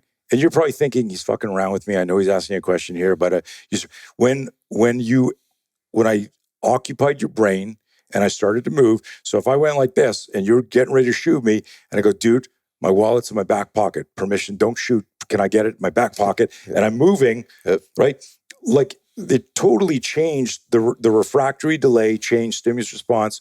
So people go, look how fast I am when I do this, beep, beep, beep. And if I say to you, hold on a second, I have a question in any way, right? And so the real simple lesson there is if I get you thinking about something or get you speaking because you're thinking, I change your reaction time. That's a two-way street, right? Yes. Yes. Yes. Mm-hmm. Here's an even deeper one. And hopefully, the emoji with the head. What if your self-talk is changing your reaction time? That's exactly where I was going with that. That is a two-way It's street. like I'm here going, or I thought you meant like he could do that to you and it's going to change No. Like in my head, yeah. Don't fuck up this move. You didn't practice. But if I'm going, enough. do I really want to do this? Like, should I do this? Am I good enough to do this? Like, I don't know. Is he pulling a gun? Is he not pulling a gun? Like, what's happening here? Like, who's behind him? Like, and those are all real good questions. But if you ask them, like the tone that you were acting there was a fear-infused tone, right, deliberately, which is very different than processing like the Terminator screen. Right. Right? I don't talk about this a lot. My family had a home invasion in 2010 in Virginia Beach. Okay. I was not home. Guys came in the house with guns, put my family in a closet. Wow. Came and grabbed my wife, no masks, very, very bad signs. Grabbed my wife. The guy had the gun here like this. My son was 16 at the time. Pulls her. He had already called 911 when they came in. And that probably saved their lives because the cops where we lived in Virginia Beach, that shit doesn't happen. They were there like inside of a minute. Wow. Sirens blasting. So these guys ran when they heard the sirens coming up hot. Thank God. And but before that, he, with a gun over here, grabbed my wife by the shoulder and said, "Where's the money? Where's the jewelry? Where's that?" And it was my daughter's closet that they had shoved them in. My son was there. My two daughters were there. My wife's there in a small kid's closet. My son says to me, 16 years old, and I'm like holding back tears. He says to me, because he had trained with me a lot. He said, "Dad, I remembered what you said about secondary crime scene, and they weren't wearing masks, and they went and grabbed Mom. And the guy's gun was down here. And I remember that move that you taught me, but I also remember," imagine a 16-year-old kid saying this. No, I can't.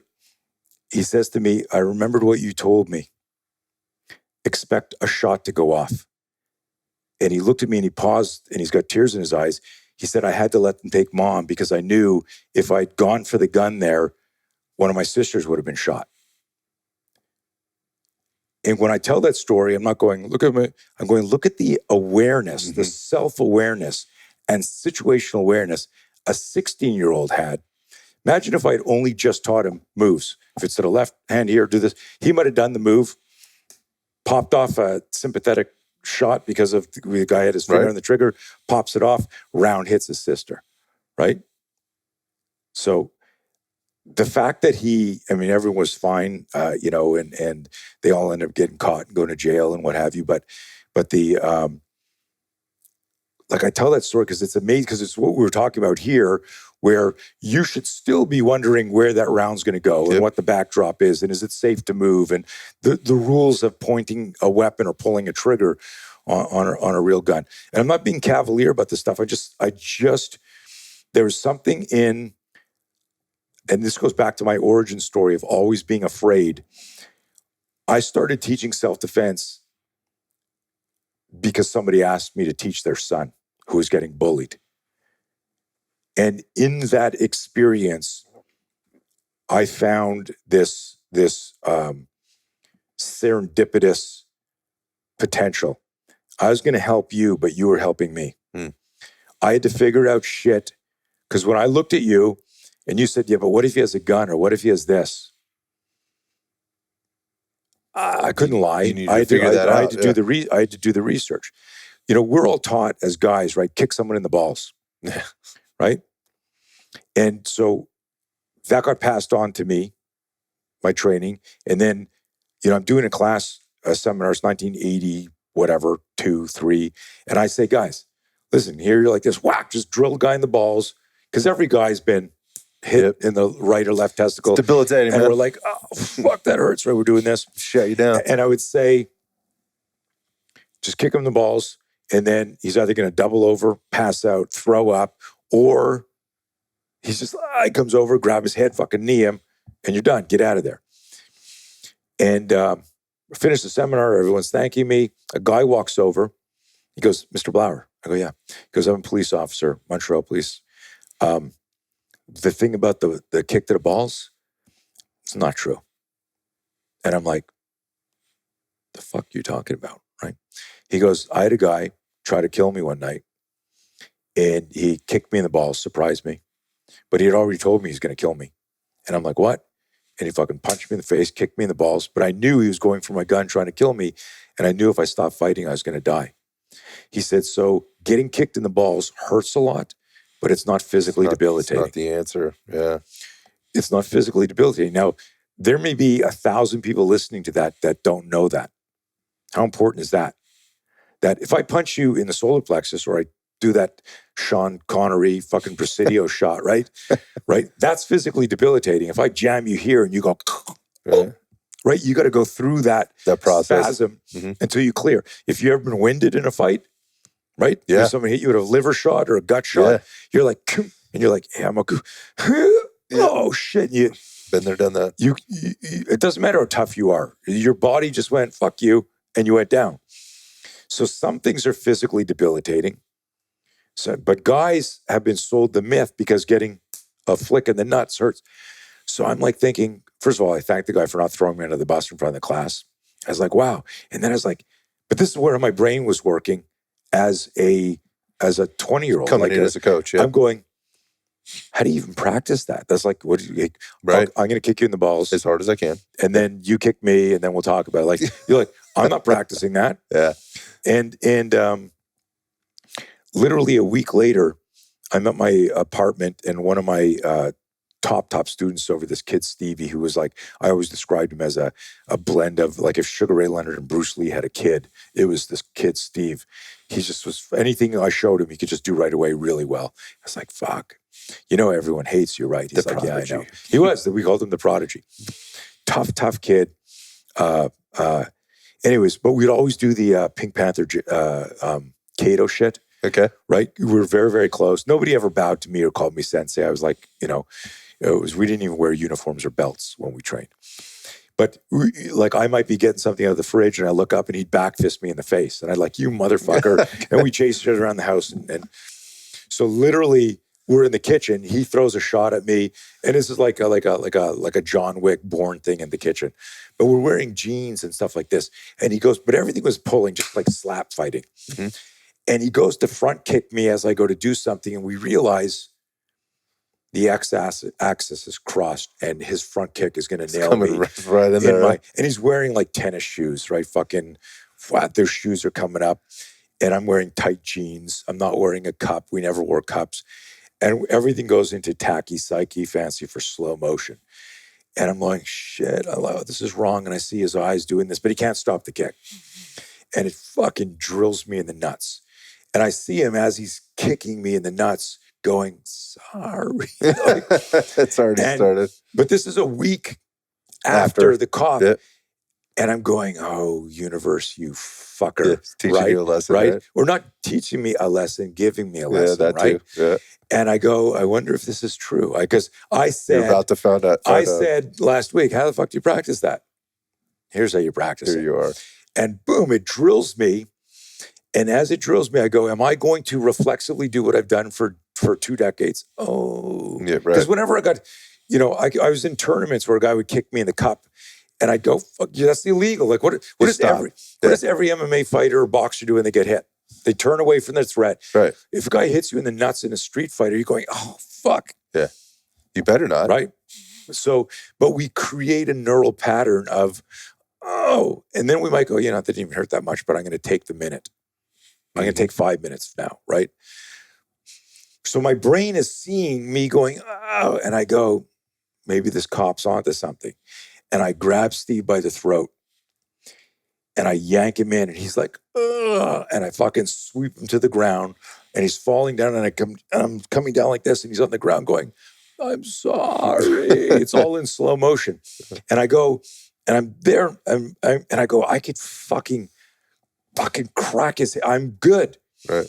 And this is happening like in a nanosecond, right? And I go, I'm good. And he goes, and I say to myself, there's like no pain. I can fucking fight. This cop was right. And then I stopped. And as soon as I stopped, and Steve's like thinking like I'm going to drill him. And I'm here like this, and I stop. And as soon as I stop, it's like a midget with a flamethrower goes, with a torch goes, and I'm going, right? Like then it starts up. Right? Like as soon as I stop thinking about fighting, the pain hit me. Okay. And you hear about stories like that in battle, military. Yep. Like the fight's over. Yep. And someone goes, dude, are you bleeding? And you're like, oh fuck, I was hit. Yeah, I got shot. You don't realize it because you stayed in the fight. There was a time, I don't know if you remember this, but there was a time, I used to do consulting for H&K, Heckler & Koch, back in the day. And they used to, when simunitions were just coming out, if you got shot in force and force training, you went down. Yeah. There was a time when it was like, you're coming to the house and the bad guy went, bang. If you got hit, there'd be like a training person, Yep. You're hit, and you'd have to go down. And then I was there going, like, why wouldn't you teach them to, and a lot of times you get shot in your shooting arm, because it's out there in your hands. Yeah. Right? And I go, why wouldn't you teach somebody to switch hands and fucking shoot the guy or charge the threat or fight? Like you're teaching him to stop once he's been It's neural patterns. It's simple Pavlov's dog. Right. And so, class. So I started challenging those questions and I realized I needed to create my own scenario protocol. Yeah, that's where this thing is turned into. And so when you see what you're doing or what you have done, it looked very different for a long time. And now what I'm seeing is more people trying to edge their way towards that in their own way, right? With the things that they're doing and the people that they're working with. I wish, and I know you got a lot of trainers who follow your show. I wish people looked at me as a resource. I'm just a coach, and a coach is when we do our train the trainer courses, one of our first slides is the difference between a coach and a teacher. And we say a teacher, says, hey, this is going to be on your test, learn it, memorize it. But a coach is only about inspiring performance. The coach's single role is, are you going to be better tomorrow because of what we did? Mm-hmm. And a lot of coaching, like conventional coaching, I remember being interviewed by Ben Bergeron, who's, Ben. Yeah. He heard me talking about this. He said, I got to have you on my podcast. And it was I told him the journey of the coach is technician, trainer, coach. Everyone calls themselves a coach, but the journey is technician, trainer, coach. It's like, okay, guys, here's how you deadlift. Here's a hook grip. Here's where I want your feet. That's technician shit. Mm-hmm. That's a really good way of looking at it. Yeah. Trainer, now I'm starting to understand programming and modalities. I could teach the mechanics. Yeah. So it's the mechanics, but I can also say, hey, this is your PR, so I want you doing this percentage and blah, blah, blah. But there are very few coaches, because the coach goes, because you see somebody warming up with PVC and then you add weight. If the weight inspires fear, their range of motion changes. Mm-hmm. And now when their range of motion changes, that's where people get injured. The performance sucks. Mm-hmm. Injuries start to happen. Yep. And so I go, like, how do you optimize the human being? And particularly in the self-defense realm, and like I'm talking about, like, not combat sports, because while there's danger there, it's not like we were talking about before the show, I'm going to make this decision, could cost me my life, or I'm going to jail, or cost me everything. We can't be cavalier about it. If you're not studying neurobiology, neuroscience, signal speed, refractory delay, reticular activating system, all this, you're not coaching. You can't. All you're teaching people is, here's a move that could solve this problem. Yeah. And then you're leaving it up to them to kind of figure that out, rather than teaching them the moves, perhaps, and then more importantly, empowering them and training them in a way that they can utilize those moves the best they can in the scenarios that may present themselves. Like, it's great to have the moves. Like, if I say to you, hey man, I need you to fix this problem. Here's your toolbox. And there's no tools in there. Yeah. You're fucked. You got to have tools. Then you got to go farm that out to somebody else then. That's what you're expecting somebody to do. Or there's a great expression for safety that Jack Donovan, you ever read Jack Donovan's treatise, Violence is Golden? I have not. Oh, you got to Google Violence is Golden by Jack Donovan. He had me on his show years ago, and I was explaining stuff, and he said, and he summed it up, and I always quote him because he said it so elegantly and eloquently. He said, you're asking people to not outsource their safety. Mm-hmm. I love that. It's like, fuck, I'm calling the police. What did you say? I'm calling my brother. He's going to fucking kick your ass. That's become a theme on the show, man. And that is, like how many people do that, and talking to people that work in law enforcement or whatever, and they've dealt with victims, that all of them, outsourced their safety to somebody else. They expected, wanted, or just assumed somebody else would take care of it. This is the essence behind our Be Your Own Bodyguard program. And one of our memes, maxims, whatever you call it these days, is in your fight, your point. Mm-hmm. And that the idea that, like, in a real violent encounter, you don't even have time to dial 911. Mm-hmm. It's just happening. So it's weird. But I was starting to say, for everyone out there, like, we're a higher level. That sounds obnoxious, but I don't mean to be that. A higher level resource for, like, I've done decades of research studying violence, fear, aggression, and how it impacts how we move. And like this story I told right in the beginning of the guy shooting the guy in the face from 30 yards. A headshot from 30 yards in a gunfight is very impressive. It's impressive, yeah. It's really impressive if you're not looking. If you're not even looking, right? Yeah. You're like, fuck, I'm getting ambushed. That's some John Wick shit. But what I explained to the group this morning and explained to your group, had this individual not been a good shot, not afraid of shooting, not afraid of holding a gun, understanding the space, time, trajectories. Like, if someone goes, look out over here, my survival system goes, I'm looking at you at 12 o'clock. That's a 5 o'clock threat. So if all of a sudden I heard something and I went, shit, and I'd be on there. But if I've never practiced concealed carry or drawing, like, we do crazy drills, like we've got a course called Concealed Carry Combatives. Everything is off balance on purpose. The premise is you're going to be off balance in a real fight, emotionally, psychologically, physically. Yeah, make it as uncomfortable as you can make it. And then I never finished this thought, the continuum idea, that we build everything we call primal gross motor, then protective gross motor, then tactical gross motor. So that's the whole SPEAR. SPEAR is the acronym for spontaneous protection, enabling accelerated response. How do we weaponize the Startle Flinch? Our Startle Flinch is truly, it's the magic of our human weapon system. It's a biological airbag. It puts you in a position to do the next thing. Well, the first thing to think about is that if I jumped you and surprised you, startle flinching is a non-conscious response to a sudden threat. So if I said to you, I'm going to jump across the chair and you're going to do wax on, wax off, for you to download, to pick up the stimulus and then go, I'm going to do a rising block, or I'm going to parry, or I'm going to bob and weave. Yeah. Your conscious cognitive situational awareness picks up the move and then says, now, and it's got to do something. Where startle flinch is non-conscious. If you thought there was a spider here, or you picked up something and you go, fuck. Like, everyone here watching this has flinched. Now think about this. You flinched thousands of times in your life. Yeah. Think about this. Or consider this. You've never said to yourself, flinch. Flinch, yeah. It's just automatic. So that's amazing. Now, sometimes you flinch in anticipation of something that doesn't ever happen. You're opening the door, you hear something.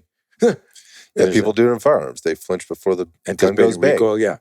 And then sometimes you flinch because there is a real energy, a threat, the anticipation of danger. The more you learn to convert the flinch, the faster the space between stimulus response is. So when an untrained, if you talk to any of your buddies who are crime scene investigators, knife attacks, you will almost always see in a frontal assault slash and stab marks on the forearm, and then stab marks on the back. because the person goes here, here, here, here, here, here, and they turn away and they find the person like dead on the stairs. With multiple more. Right. Yeah. And it's because, and I would make this joke because forensic specialists go, oh, these are defensive wounds. And I go, no, they're startle flinch wounds. And it's important. The semantics are important. Why? Because almost exclusively unarmed people who are shot in gunfights and knife fights have trauma on the hands and forearms. Someone goes through a windshield with no seatbelt on. Not 99% of the time, 100% of the time, there's trauma on the hands and the forearms. That means that as fast as your car hit that tree and you went through the window, your hands came up first before your head. Think about how fucking fast it is. And think about the fact that I didn't have to say, I'm going to do my Shotokan block here. I'm going to do my Wing Chun block here. Right. You just went, fuck. So I had that insight in the 80s and then have spent decades figuring out Pavlovian type drills to weaponize the startle flinch. And what we're doing is we didn't invent flinching or physiology. We're just using it. We're exploiting it. It's a hardwired reflex and it's a spinal level reflex. And if I can weaponize my flinch, that means that when I'm surprised, and this is where where ego and self-awareness comes in, can you concede that it's possible that you'll be surprised in a real violent encounter? Yeah. And if you can, you'll go, what the fuck, where did he come from? You know, that might not be the best moment for you to do your skip sidekick or your throw or your spinning back fist or what have you. So it's pretty neat. I mean, this whole thing, and there's and I would tell people this, I'm taking my reactive response, my survival response of startle flinch, and then I'm telling my cognitive brain, this is good. Yeah, you made the right choice. It was a choiceless choice because you can't not flinch if there's a true surprise. Right. What can I do? So the initial element of the airbag deploying is to protect the head. So the hands come in first, inside 90. If your hands are free, fingers are always splayed. Then without any training, I'll do this. Shit. I'll start to turn and push away danger. This is where the training comes. I now access my complex motor skill says, if I splay my fingers and I engage my cross extensor chain, I will have a way faster, stronger position, and that becomes that spear movement. And anyone can learn this regardless of gender, regardless of experience. Size, yeah. Yeah. And it's actually it's a core to extremity explosion at a spinal level. And it still blows my mind because we share in our training the actual like pages from books on neuroanatomy and doctors going, like, this isn't me making this shit up, guys. And people are still going, who wants to flinch? Why do you want to flinch? I mean, like they think I'm selling snake oil shit. Yeah, I think it's interesting because I think we were talking about this before a little bit, and that is just that people train in a certain way with the expectation that when the thing happens, whatever the thing is, it's going to happen in that way, and that they'll be ready for it. And so we were talking about the levels, and again, going back to the boxer versus the grappler versus Taekwondo, Muay Thai, whatever. You're going to move through different levels in that fight, potentially, right? It starts as like, I've got to get out of here, and then you can't get out of there. And so at what level is it? It's like it's at arm's length, right? And then maybe it moves back out to at leg's length. You can call on that Taekwondo or whatever else. 100%. It's what happens though when it gets into that, I don't know what you call that space, where it's almost chest on chest. That person is like, they can get their hands on you now. So here, I mean, that's very accurate, but there's a video that we have of when that pipe bomb went off in the Olympics in Atlanta. Okay. And you could see, because it was so far away from the video, that people close to the blast were like, fuck, like very, very, and as you got further away from where the camera was, it was like, whoa, what was that? That sounded like a bomb. So proxemics is huge, and your body intuitively has this radar of like, interesting. Yeah. So I could pick up something and do this from like 10 feet away, and you could still go, you could still go, whoa, whoa, whoa, whoa. And you're like, the chair's not even near you, but your body doesn't know that. Interesting. There's some baseball pictures that we show where, like a bat is coming into the crowd. Yeah. But there's like 30 feet of people all flinching the same way because they don't all down the line. Yeah. And they don't realize like, this is nowhere near me. They react. So there's 3 stimuli that'll immediately trigger a flinch: auditory, visual, and tactile. And so your auditory is your fastest, your visual is next. A lot of people think their eyes are, but it's your auditory that moves faster, but it's like negligible. You need machinery to see the difference. And so there's the amazing things where you see somebody almost getting hit by that, but like 10 feet away, this guy's in the same position. Thing. Yeah, same thing. So, but this plays back to this universal flinch theory that we share, and we go, listen. And for the naysayers and the people that go, I go, listen, pretend, here's your metaphor. You have a restored 67 Mustang and you put in new transmission and you like a new engine and it's badass and you're a really good driver and it's this badass muscle car, but you don't have an airbag in the car and you're going to go driving.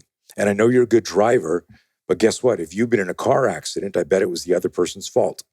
And so in this metaphor, the sucker punch in the street, the sudden active shooter in front of you, it's the other guy's fault. It doesn't matter how good a driver you are. In other words, if you track in this metaphor, it doesn't matter that you're a black belt in jiu-jitsu, a black belt in taekwondo, a black belt in MMA, because you're sitting in your car and a guy has a medical emergency, he's drunk or he's texting, and he hits you at the wrong speed, meaning like a severe speed. What's going to save you isn't your driving skill. What's not going to save you is your situational awareness. What might help, and these are the contrarians, if you're driving a fucking Prius instead of a Hummer or like a Raptor or something. So people go, well, that's why I drive a big car. Forget that. Don't ruin my metaphor, right? It's what's going to save you is the fucking airbag deploying. Yep. And it's such an elegant metaphor where you're saying, and I make this joke. I got, Hoist Gracie, in a car here. And I got Mike Tyson in his car here, and St. Pierre's here, and Boss Rutan's here, and Tony Blauer, the founder of the Spear Systems, in this car. And we're out in the country. We're going to do like a fucking drag race. And we're off in some deserted highway. And we're all there like this. And we've got, you're there in a skirt. You're going to be the girl doing this, right? And you're going, you ready? Driver's ready. And you're going to do this. And just as we're getting ready to go, and this is all the best martial artists in the world, and they all think I'm going to fuck you. Our windows are down. Fuck you, going down. This is reaction time. And the car's our body, our nav system, our mind. Yeah, what would you do in this? In this situation, I would do this. Look how fast I think and answer that. Look at the demo. And we're all there like this. And then all of a sudden, we're with the race about to start. And a freaking one of those giant trucks, 18-wheeler, comes over a hill. We're at the bottom of the hill, and he's honking his horn that his brakes are out. And he's fucking doing this, and he's coming down, barreling in the highway, and we all realize we're about to get hit all at the same time because we're in this intersection, illegally racing, and we're like this. We're like, fuck, a stimulus gets introduced too quickly, and we're all about to get hit in an accident. What does every one of us do? You're going to flinch. Fuck, right? The Taekwondo guy, he doesn't go and sidekick, right? The jiu-jitsu guy doesn't pull guard. The MMA guy doesn't shoot a double. We all go, motherfucker. That's a solid picture. Yeah, you're right. We need to weather the ambush, and then we can take care of business with the art that we love, provided, and I'm a moral, ethical person, force parallels danger. That is a really great place to actually wrap this up, with the exception of, I've seen you doing quite a bit of stuff lately. You're still traveling. You're still doing this. You're still going all over the country to put yourself in front of people and give them these experiences and also these lessons and this education. I think that's really what it's turned into more, is it's an educational experience for people. I think maybe when people reach out for these things, a lot of times they say they want training, but what they're really looking for, what they're actually buying, is more of an experience. And that's all part of, I think, martial arts training, is you have to experience what it feels like to be hit and be kicked and be choked and grabbed and pulled and pushed and all those kind of things. But maybe you could just talk real briefly about, like, what is it you're doing out there? How do people, how do they get in front of you if they want to know more about the Spear System, and the No Fear seminars? And I've seen you working with different people out there. It looks like there's some exciting projects. I know you're about to release like a new version of some things. Can you talk about some of that Sure. stuff? Sure. So we just released actually my birthday yesterday. I don't know when this is coming out, but a program called the Human Weapon System. And it's literally the latest and greatest. One of the things that you talked about in the beginning was, the pivot and teaching online really refined. And I've been using Skype and WebEx before Zoom. Sure. So I was very comfortable with it. And I've been teaching for decades. So I wasn't like, oh, I'm nervous to teach online, or I don't know how to get people to do stuff. But it took it to such a level. If you told me, I did with a team in Europe, I'm not going to mention the group, but they were a parliamentary protective service detail in a country. And they called me up in the middle of the pandemic and said, we want to continue training. We'll do some training.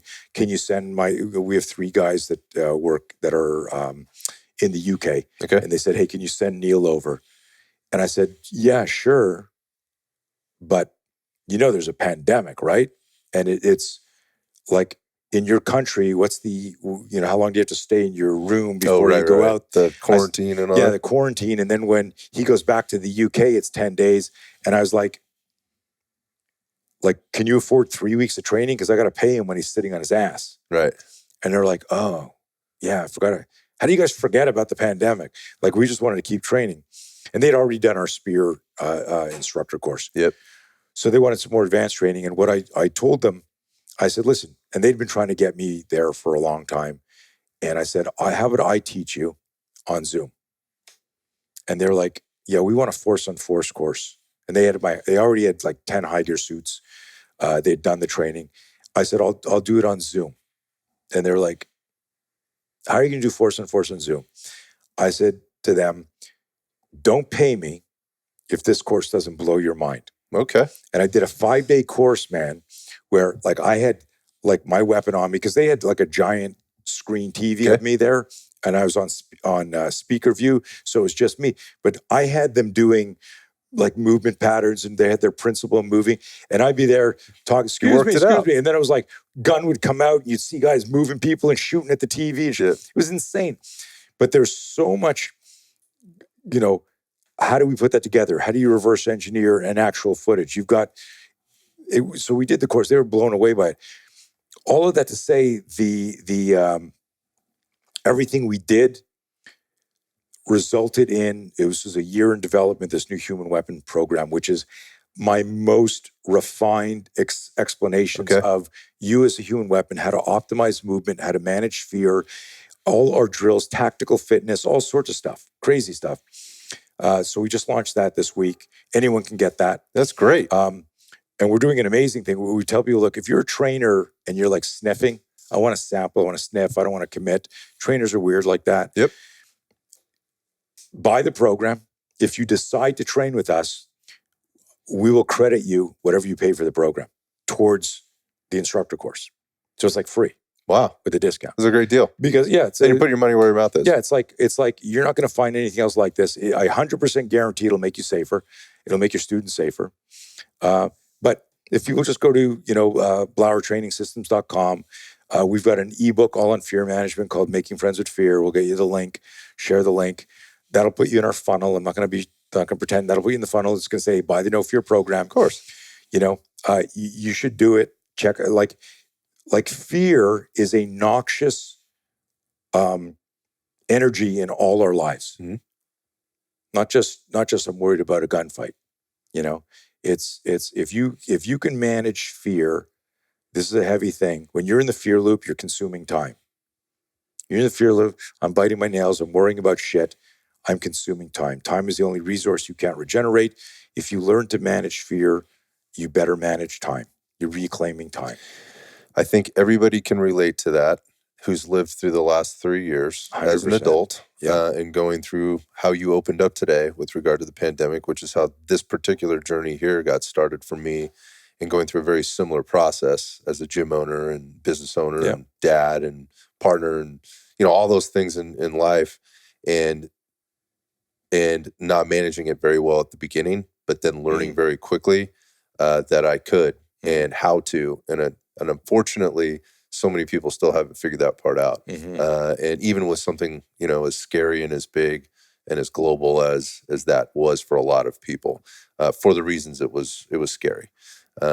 That said, again, almost a gift at some level that it allowed you or put you in a place to be able to now deliver this stuff in a different way so that you can deliver it irrespective of where you may be geographically in the world, which was much different than how it started. And this is, comes back to one of the first things you asked me is like a lot of the stuff we built, I said to the team right after, we should have had this in place before. Yeah, we were all saying the same thing. Why weren't we doing this before? Why is this why did we get forced to do that now? Why are we trying to do it in 3 weeks when we've had 3 years, to do this? But such, it is what it is. Lessons learned. Man, so this came up at the beginning. You mentioned it a couple times. I think what needs to be acknowledged here is that you said it was your birthday. And so happy fucking birthday, man. Thank you, man. Yeah, appreciate that. You said it before we started, and I was like, that's outstanding. I know you also said to me, because I really respect and understand how busy you are, and you've dedicated your life to this, which means in doing so, you've signed on for a huge commitment to a lot of people depend on you, a lot of people count on you, and that you'd had this birthday yesterday, and you were kind of just taking a down day today, which I'm sure you don't get very many of. I don't. So it means a lot that you take time out to talk to me today. No, this is great, and you're a very engaging interviewer, right? So thanks, man. A lot of places, a lot of people. This isn't to put down other people. A lot of it's become so formulaic. Where did you start? How did you do this? What are you selling? And so this was very refreshing just to have a conversation. I appreciate that, and I hope that people get take that away from here too, and that this really is going back to the not having a formula for everything, just wanting to really understand the people and helping other people to understand those people is really what the mission is. And so thanks for acknowledging that, man. I appreciate it. It was good. It was great. It's nothing scripted around here. No. So I can't wait to get this out. I don't know when we will, but in the meantime, man, best of luck to you with the new launch, which has got to be super exciting, but also I'm sure while we've been sitting here, the email inbox, I'm sure has stacked up and all those things. I'm not, and it's funny because I make the joke with my team all the time. I tell them, like, I'm always saying, you guys can't keep up with me. So, sometimes I'll go, guys, just so you know, I'm slowing down. I'm only going to work 7 days a week instead of 8. Instead of 8.5, yeah. And so everyone laughs. But, I've gone away and I go, guys, I'm not going to have my phone on for a couple of days. I'm going away. And literally I've had people that work for me laugh out loud. Right. Yeah. And I go, no, I'm serious. So it's interesting. I've created that where yesterday, I literally had 2 meetings, a podcast, and something else. And I was looking on the weekend, it's like on my birthday, I got all that and been going, I'm still rebuilding from 3 years ago still. And I was like, all of this can fucking wait. I'm going to just take the day. And I told my assistant, I said, clear everything. And then today I taught this morning, but I was still in that kind of that was nice to do. And all of us need, as the expression they use, the detox. So just turn shit off and go for a walk in nature or freaking get in the ocean. I couldn't agree with you more. I'm so glad you said that too, because there's a lot of coaches, aspiring coaches, people that are, sort of new in the path to become a better coach. They're maybe still in the technician world, and they're trying to be a teacher right now. That was really powerful, by the way, the technician, teacher, coach. Technician, trainer, coach. They're trying to move up and they're trying to do it so fast. And let me, there's something, again, sorry for interrupting. I do, and this is crazy, something else I started. I don't like the term mentoring and masterminds and all that stuff, but it is what it is. I do business coaching. We have a group. I do business coaching. Anyone can be in it, but it's martial artists from all over the world. Okay. And we get together once a month. There's 12 lessons that I recorded on because I've been very irreverent in how I've created my success. And I've made millions, I've lost millions, I've made millions, I've taught all over the world, all the different organizations. We're still relevant now. Mm-hmm. We're still doing stuff. We're not, resting on laurels. Excuse me. And so there's a lot of people out there, like if you're a young coach or young in business, there's a term, you ever heard the term time collapse? Mm-hmm. Right? It's just that idea of, and I do this all the time. Like I've done crazy experiments in the name of understanding self-defense that have created serious injuries and chronic pain in my body. And it's just this morning in the class, I was telling people we're doing something. And I said, guys, we're going to warm up to do this particular move. Because if you do it cold, like I'll do things like cold because I want to see how my body will explode or move or what my range of motion is cold. I've done weird things where, I'll lie across like the hood of my car on my back as if someone's on top of me with a role player, and then just rip an elbow, grab a head, do something, and then, fucking get out of that. And then like for 2 days, I'm like, oh, my back, right? But I wanted to go, because you're not going to do jumping jacks before a fight, No. right? It just happens.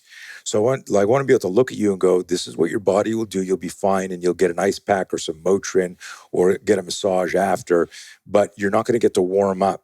A lot of people, again, they create the D3. I warm up and then I practice the move. And it didn't occur to me that I was scared shitless. I had run. I'd already jumped a fence. Mm-hmm. A dog already bit me. And now I'm fighting a guy who's trying to kill me. And it's just not going to be the same as when I was grappling in class or striking in class. Anyways, so you mentioned a couple of times that there's a lot of trainers out there. Yep. So we have that program. You might be in combatives or concealed carry or the firearms community. We have a lot of people who go through, they bring our spear in because, I always make the joke, unless your gun is duct taped to your hand in a gunfight, if we're sitting here talking and rounds come through my garage door, we're not going, what the fuck? Like, look at that shit, Karate Kid stance. We're like, holy shit. Right. So you're not going to return fire unless your gun is here. And, so you still got to clear yourself from the line of fire. You still got to scramble to where you were. You're thinking about cover and where's the threat. And then get your gun out. Mm-hmm. So there's progressions, or like to use the levels. Mm-hmm. But what a lot of people don't recognize is that surprise attack when that airbag deploys, we just think that we'll see it. Oh, red lights. Okay, I'll slow down and turn. It's just going to happen. Sometimes the most dangerous ones just happen. And what are you going to do then?